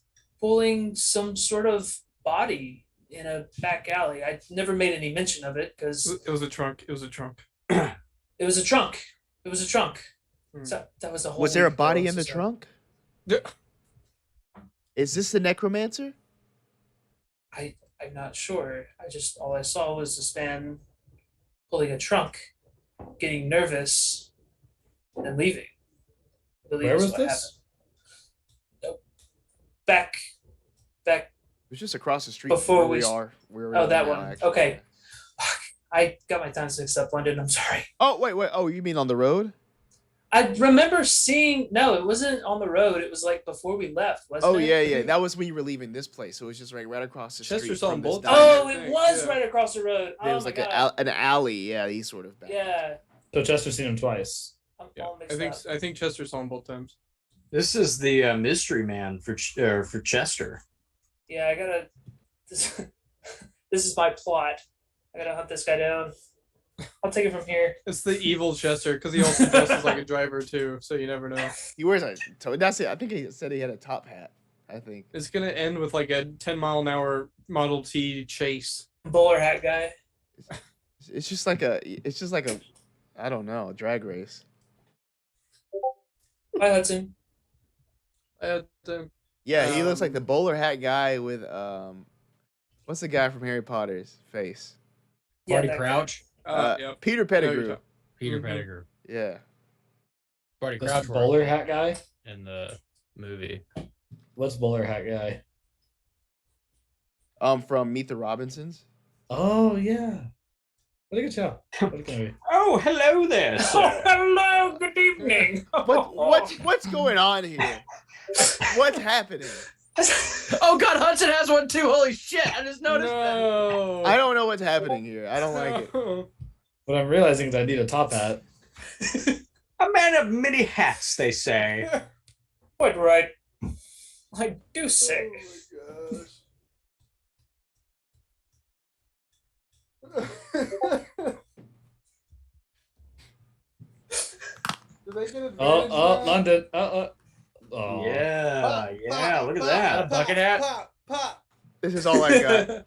Man, I have not seen that since like a Britney Spears music video in the early Are we all 2000s. hatting up? Hold up. It's not even gonna match, but Please. If you guys LL don't have a Cool top J. hat, what are you doing? I don't have a top hat. I Get a top hat. I have a bottom hat, if anything. You never know when you'll need a top hat. That's right. You'll never know You when sit you on a play bottom President hat? Lincoln. oh, with the glasses. I look like Oh I look my like gosh. I look like Mark Meir when he played with us. Yeah, get that. There you go. There you go. There you go.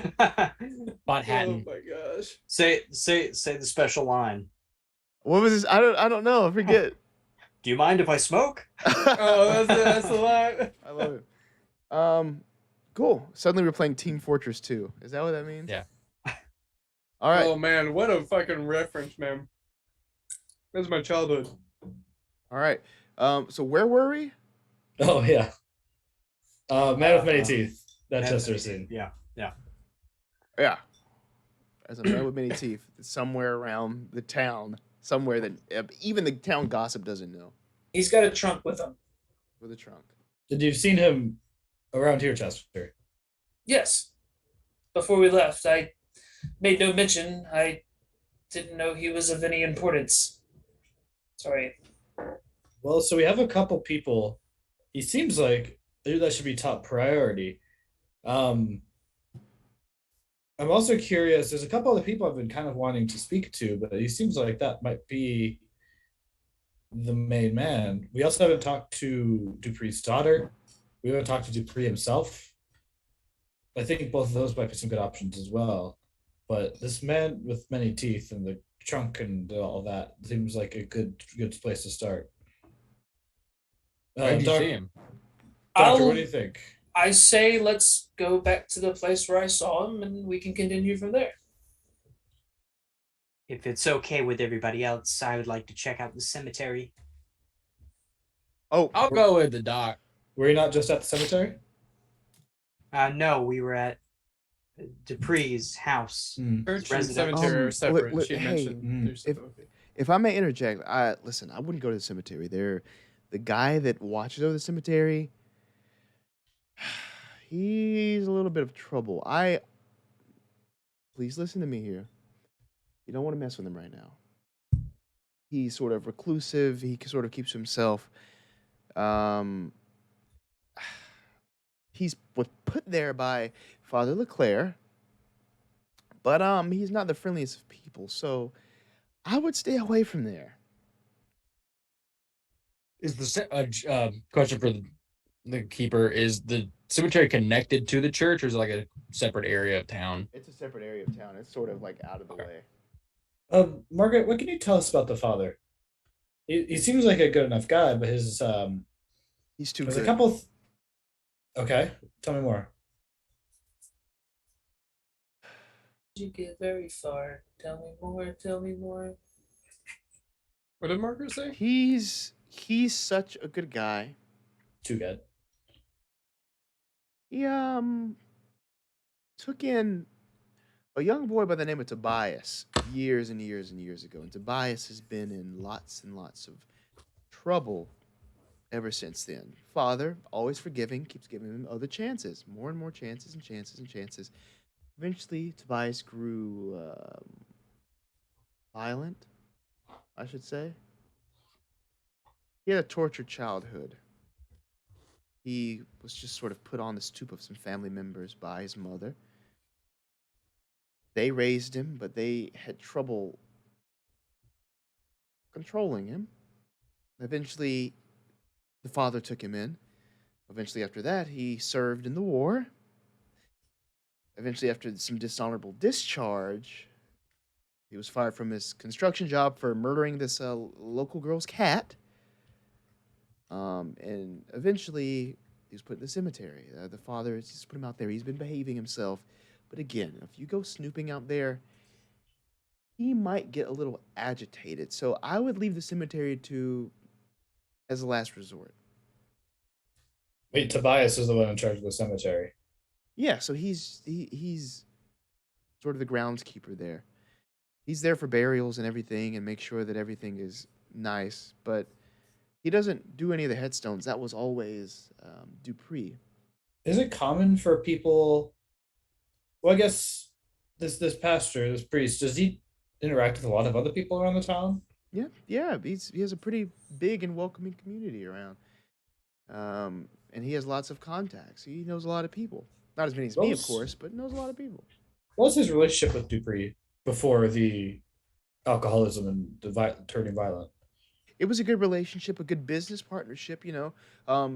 Dupree really respected the book and made sure that the stories and the people and the Lord could be depicted with respect, with dignity, with a certain artistic value. So the relationship was wonderful, and it really saddened the father when things went south.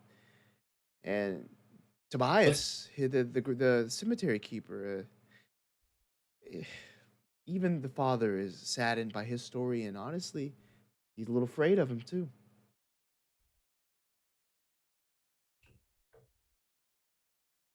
Well, I don't think you've been to well, not Tobias, but Dupree's household, have you, Margaret? No, I've never been to his house. And did you go there? Is that where you found the symbol?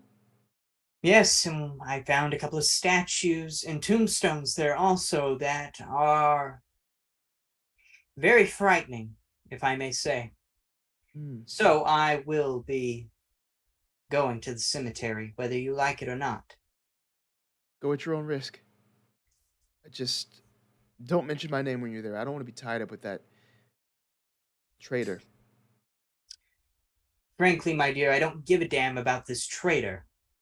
You don't give a damn about an American traitor who loves the enemy more than this country? Has Margaret explained what made him traitor? No, that's all she said. But she Okay, gets kind of upset once this sort of patriotism is put down. Let's inquire, Margaret. What would tell you this child you've described as a traitor? I mentioned he was dishonorably discharged. Sure, but that can happen all the time. For different reasons. Well, Father Leclerc taught Tobias French, and he used that while fraternizing with the enemy, trading stolen goods in the black market overseas. People will do desperate things in desperate times. Or maybe some people are just mean and nasty. Well, we all have our reasons, Margaret. Margaret, sorry to interrupt. Did the father teach Dupree any other foreign languages as well? No, they never had that sort of relationship. They're more so contemporaries. Tobias was someone the father raised. Gotcha. Yeah, Tobias had no other parentage to take care of him, no guiding figures in his life, and the father served as that. Again, not sure how much it could help someone like that, a spoiled egg, but alas. Was Tobias, was he close to Dupree or anybody or Dupree's family or anything like that? Was there any type of connection there? Or? No, Tobias kept to himself. He never really spoke to anybody, especially Dupree. The father is really the only person that he spoke with, Father Leclerc. Speaking of, Colt wasn't around when this conversation was taking part. Does Dupree, Margaret, have any family left behind? Yes. I know. Yes, his sister, what is it? Yeah, his sister-in-law runs the boarding house, and his daughter lives there with her. If you don't mind me asking, where might we find that? Oh, it's right here in town. Oh, I heard I heard that when y'all came in, I heard that y'all were staying there. Is that not true? Oh, we haven't quite to stop quite yet. We Oh. suppose fired off right from the very get-go. I saw earlier. I saw the deputy picking up some keys from there. So, sorry to spoil the surprise, but I saw it. I think you got some rooms over there. Oh, thank you. Sorry to again spoil that, but No. It's good to have the comfort after seeing that backyard there. But on a different note, Margaret, what's nice around town here? Is there anything you like to do at night that, perhaps we should try out? Is there a nice bar in town? there is a church where you can pray, read your Bible. Honestly, I this see. is the main place of sort of the happenings here in the town, the diner.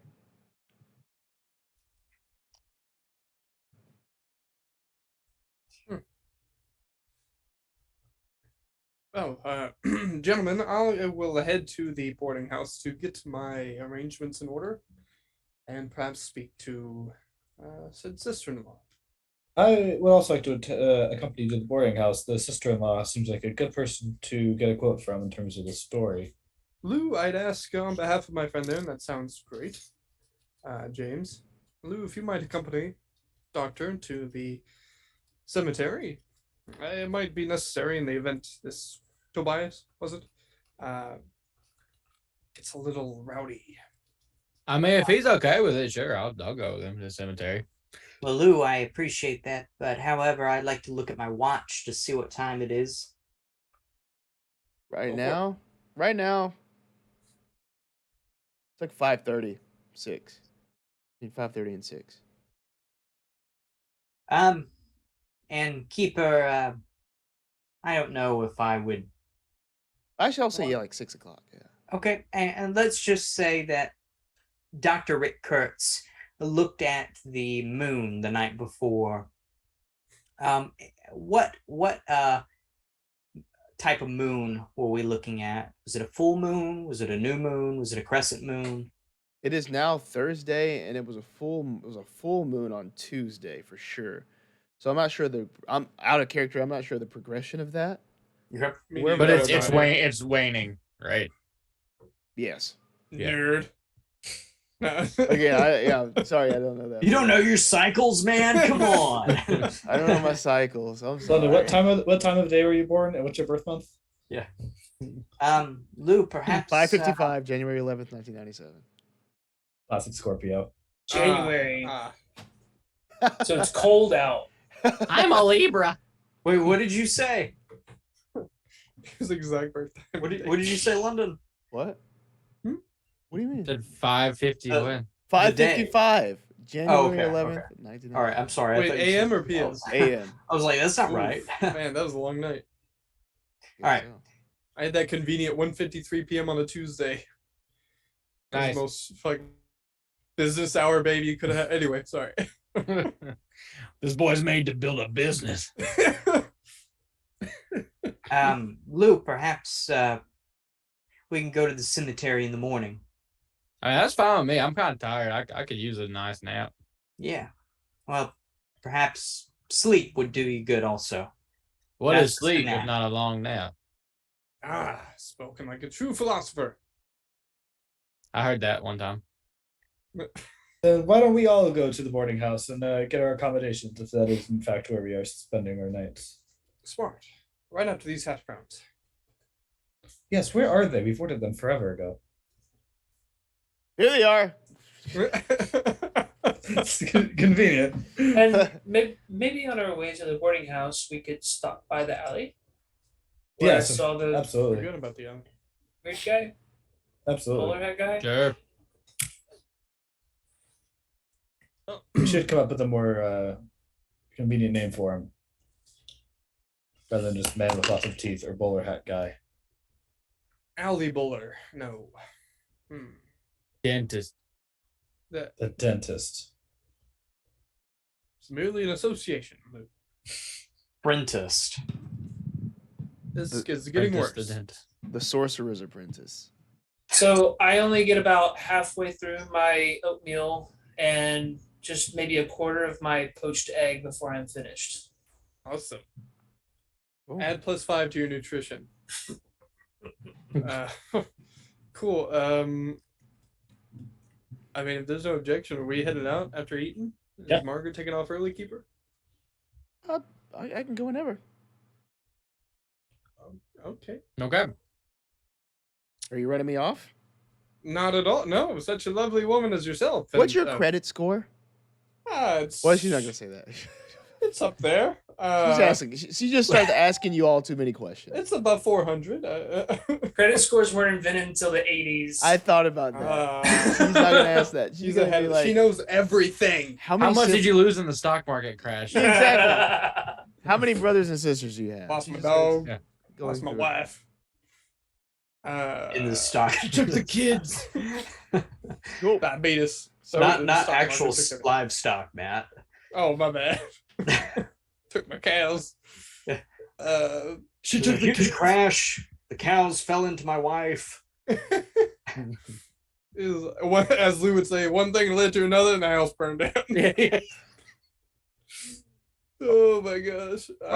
Are we heading to the alley?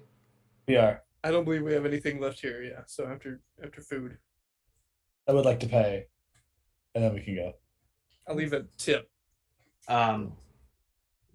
This is 20%. just for Dr. Kurtz, but while we're drinking and eating, perhaps Reinhardt will notice that Dr. Kurtz pulls out a bottle of pills, which he takes two while downing some orange juice.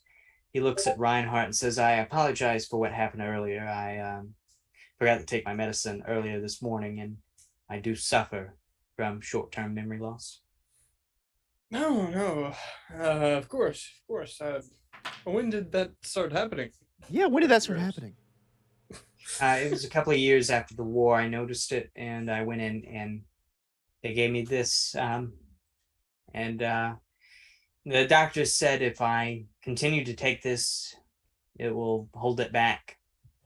But if I go hours and days, weeks and months without it, then it will get worse. May I see that, Dr. Kurtz? One moment. Yes, of course. Great. It just says vitamin C. I'm sorry. I'm kidding. It's Flintstone vitamins. Hey man, those are shaped like dinosaurs. Okay, he doesn't really understand it. He'll hand it back. No worries. You see, Margaret, our friend here is not a dishonorable discharge. He has served and suffered for his country. My, the same from all of us. My trench was gassed. I don't think you understand the horrors of when a trench is gassed full of a platoon of soldiers. You see the flesh burning from men's face, the vomit, too much.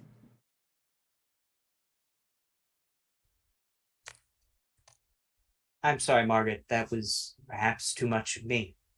Well, I'm Thank finished you. up here. I don't know about you, gentlemen. Thank you for your service. I really that moves me. I'm sure you suffered a lot. Speaking of moving, how about we check out that alley? I agree. Okay. This conversation has gone on long enough. It's time for action. Hey James, you still owe me that nickel. Nickel. I don't remember you winning that bet. I talk real fast at the church. I give him a dime. I don't. Hey, that's too much. I didn't talk that fast. We'll call it a double or nothing for our next encounter here at the boarding house. Okay, fine. I'll take it. Actually, I'll leave the dime as a tip for the as part of the tip for the part of my tip, including the normal tip. Okay. Alley. Spot hidden rolls is in the alley. Spot hidden. Okay. Here we go. Statistically, oh my, I Yes. hate this game. Man, this is my alley for some reason. Oh, Hard there we go. success somehow. There we go. Eagle eyes. Eagle eyes. Eagle-eyed Lou. Lou Cacao! Elias McGann. Cacao. And Chester, main character of this plot line, Goodman. It's only appropriate. Cool. So, you two specifically, as you make your way into this sort of dark alley, it's evening time now. So obviously the sun is going down, the moon is starting to rise again. And at the end of this very alley, you see this slender figure just trembling, shaking from behind. It has a top hat. There is no trunk around, but he is just moving. Hello, sir. Deadly. May we speak with you for a still. minute? Deadly still as you say that. Doesn't say anything. Just My name's frozen. Chester. Can I look back to the other guys and be like, "Oh, I think this shit about to get fucked up. You gotta. This is bad." I Keeper, move is there towards the back a of the way? group. Is there another way out of this alley, or is it a dead end? It sort of splits off in two directions. That makes no sense. No, I get it. It's the way we came down, and then it turns off left and right. Yes. Okay. Let's back up and then take the right. Like go wrap around, seeing that exit. While they're proceeding forward, Colt will back up and veer off to the right. Try to find that exit. Sir, we're investigating some suspicious activity around here. We were wondering if we may have a word with you. Just a word. He turns around to you. I'm gonna take a step back. Magpie. Magpie. Sorry, is that magpie? Magpie. He starts to go down that right side. You see him sort of start to move and make his way down that side. But he is met by, who is he met by? Colt. I did roll a stealth. I didn't know if you were gonna ask for it. It was a success, but Oh, we yeah. were probably gonna pop out right when he gets just about maybe 2 feet away from where I'd be standing. He stops there in front of you. You see again the bulging eyes. He has these spectacles on the bridge of his like sort of hook nose there, and he sort of pushes it up. Magpie is What did the magpie do to you? the family Corvidae, crows and jays. Birds. Are you a bird, friend? Are we birds? Who are birds? He Magpies. He spins. Jays. He spins around and tries to start running the opposite way while screaming, "Tragedy! Tragedy!" What do you do? I'll reach for him, but I expect my friends are coming behind him. Cool. Let's do dex rolls all around. Okay. Dex rolls. Yeah. Are you just getting our decks, or? Oh, yeah, with dex rolls. Failure. Damn. Hey, success. 3940. Oh, Rick Kurtz is on this dude. First success of the night, Matt. Let's Hey. go. Dr. Rick, Second, technically. Second, I rolled a stealth. That was a success. But thank you. Thank you. Dr. Rick Kurtz would like to pull out his Webley revolver and shoot this guy in the leg. Oh, Jesus Christ. Okay. All right. Good God. You really? I forgot who you are. Bam. More like Dr. Rick Hertz. Oh. So, anyways, I started blasting. You would really like to try to shoot him? Oh.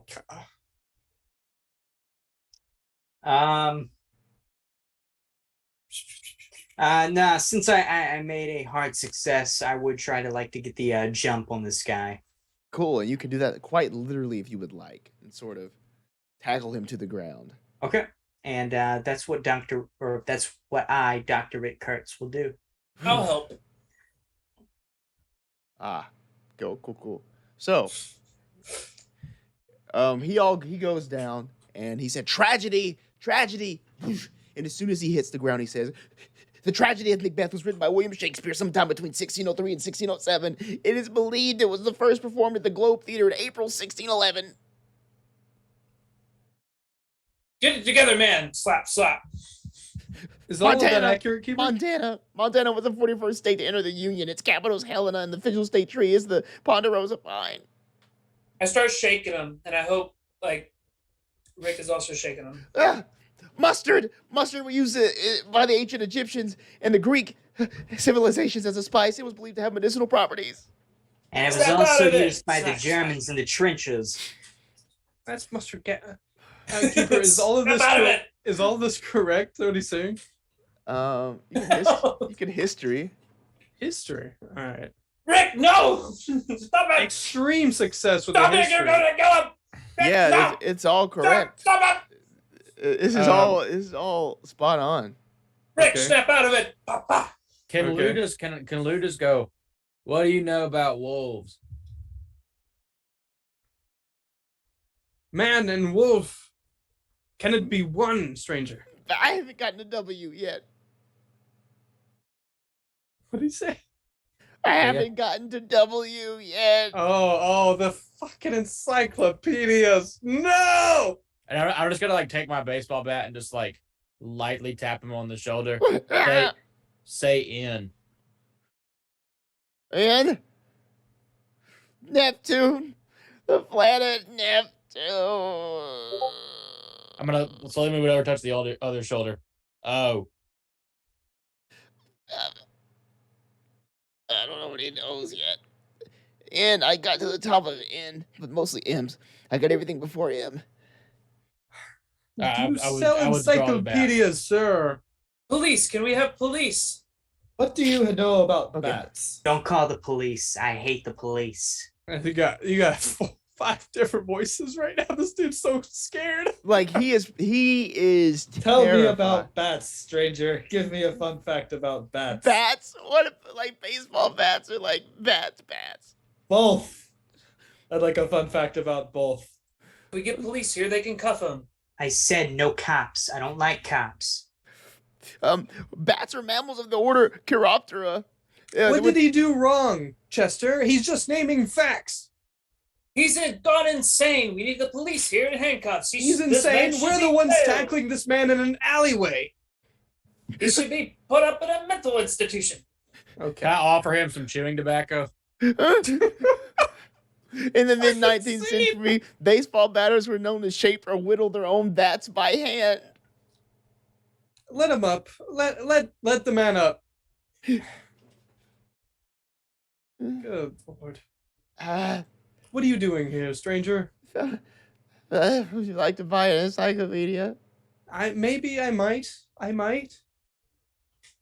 How much are they going for? Well, I'm working my way through all 22 volumes of the Acme Deluxe Universal Encyclopedia. And I'm trying to sell it door to door, but I'm reading through letter M right now. I peeked in letter N and I got to Neptune, but that's all I got.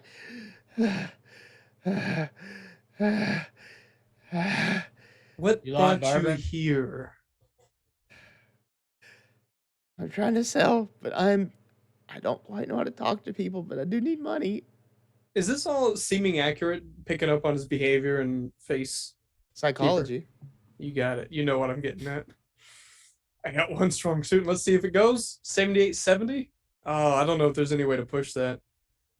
You can use 8 points of luck. I won't. Not with that Why not? attitude. Yeah, why not with that attitude? Because it's a campaign. Well, and this dude I mean, could just straight up be an encyclopedia salesman, so I wasted 8 points. you can buy back luck points. No, you can't. This is a pay-to-win game, man. Okay, all right. That's Multiple enough of that. times. Number We got one so victory many luck royale. points. Is there any way to push this? Yeah, tell me your new approach. That's the thing. I'm trying to think of a new approach aside from just looking at him. I mean, Maybe Touch them. can I grab him on both shoulders and just get a reaction, see how he responds while he's talking? Yeah. See if he makes eye contact, see if he's nervous about what he's saying, if he's accurate. Yeah. Okay, I don't push often, so let's see how it goes. And 36-70 success. Oh, thank There it you. is. See? Cool. He seems to exhibit the same nervousness throughout all of this, but especially while doing his sales pitches. So, perhaps he really is just an encyclopedia salesman with lots of anxiety. We'll let him go and brush him off. So you like to buy volume? I feel kind of bad. I feel like we Sure. should buy a volume. The first one, whatever the first one. Hey. Yeah, that'll be it. I'm so sorry for the violence earlier. I didn't know what come across me. I do have to ask, have you sold any of these volumes to anybody around the area? I've tried, but I can barely leave this alleyway. I don't quite know how to ask anybody. I don't want them to say no, and I don't want them to laugh at me. You have any W's for sale? Yeah, we have volume W. I'd like a W. what's your name, friend? My name. My name is.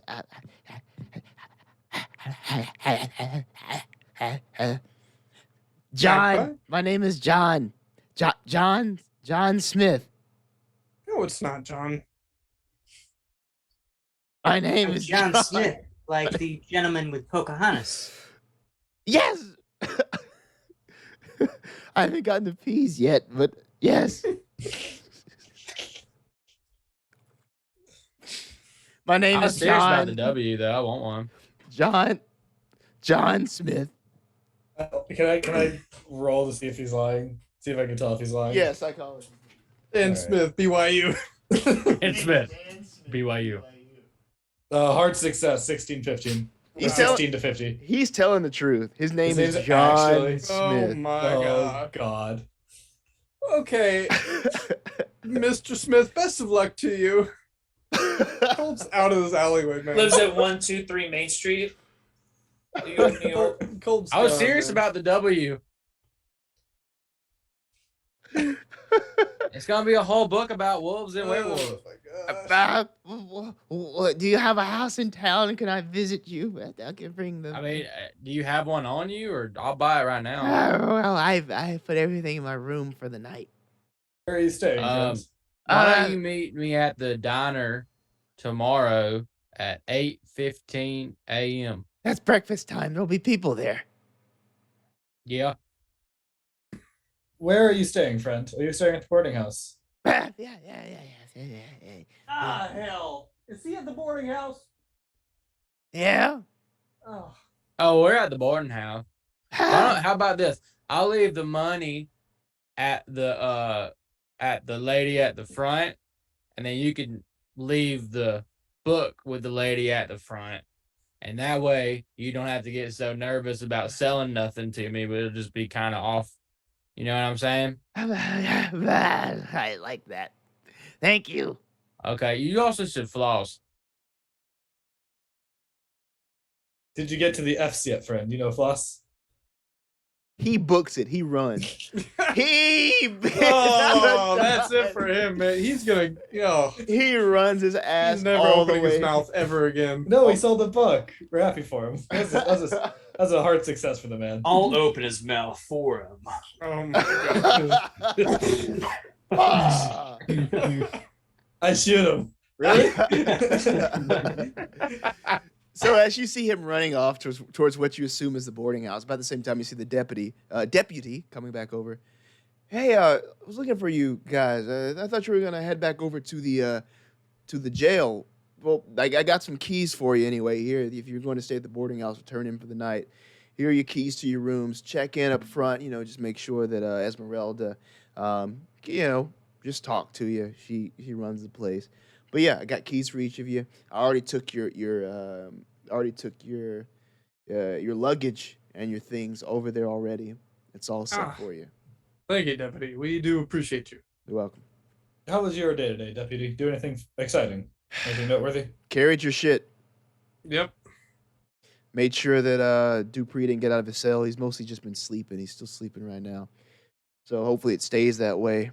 We had to put a big horse cloth over him.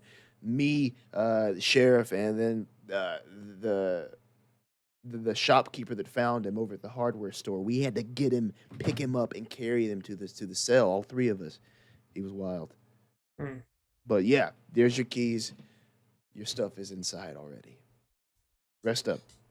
Are there any other hotels or places to stay in this town, or is the boarding house kind of the only That's place it it. considers? That's it. And Esmeralda Lockhart, she is the owner, the operator, the bellhop, the custodian, the cook. Oh, and she can cook better than even better than the diner. Everybody goes to the diner, but the real food comes from Esmeralda. Good stuff. But she does everything over there. She'll take care of you, but don't cross her, or she'll put you to work. Thank you, Deputy. Of course. And if you have any further leads, make sure you let us know about any of this werewolf business. Deputy, if I may, what do you do for fun around here? What I do for fun? Well, I mostly just work all the time for the sheriff, but I do like fishing. I like going fishing over in the Miskatonic River. It's a great place to just sort of unwind, a great place to relax, and I do that the best that I can. But again, that if the sheriff calls, or the constable, not the sheriff, the constable calls, I'm right there, always, always, always. Well, thank you. Oh, and Deputy, one last thing about our investigation. We do have one more person. This team I don't think you've had the pleasure of meeting. He walks around in a top hat. He's selling books as an undercover. It is crucially important for our investigation that you and your office will buy a handful of books from him. Just leave them in the at your office. But the S volume will have a code in there that we'll need later. If you don't mind purchasing that for us from the man in the top hat. Just tell him you know us. Are you sure? Why'd I lie to you, Deputy? May I have a fast talk roll?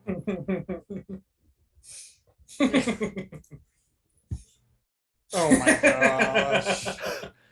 Please work. Hard Yes! success. 23 to 50. Hard success.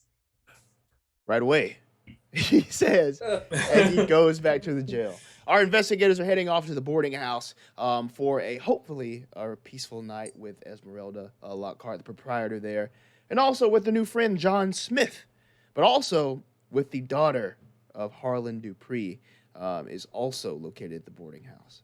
So what secrets will be unveiled there? Well, we'll find out next week here at Spot Hidden. Thank you for playing. Everyone in the chat, thank you for chatting. Everybody listening, thank you for listening. Everybody watching, thank you for watching. Again, we had so much fun doing this. Please subscribe to us. Please download. I'm using lots of hands. I am very excited. Yeah. Anything Thanks else for being before we here. leave? Ian, thank you for being here. Oh, yes. Uncle Filthy, seen you in chat. Good to see you both. Appreciate all of you. Oh, yeah. Oh, yeah. Have a good night. # Blue Best Boy. It is crazy. Oh. 5 people. This is wild. Oh, and after this, I'm going to be doing a Twitch stream on my opinion on the 5 people I think it could be who the mystery guy is on this past episode of the Rings of Power. the mystery guy. I'm the first person to make a video about it, but it's gonna be my 5 people. First person. I think. Yeah, nobody else has made it. My 5 people. I'm gonna go ahead and give you a hint. It is some spit from a particular guy in mainstream media right now. So Oh, Hey, Styles, gosh. mate. perhaps. Yeah. Bye. Bye.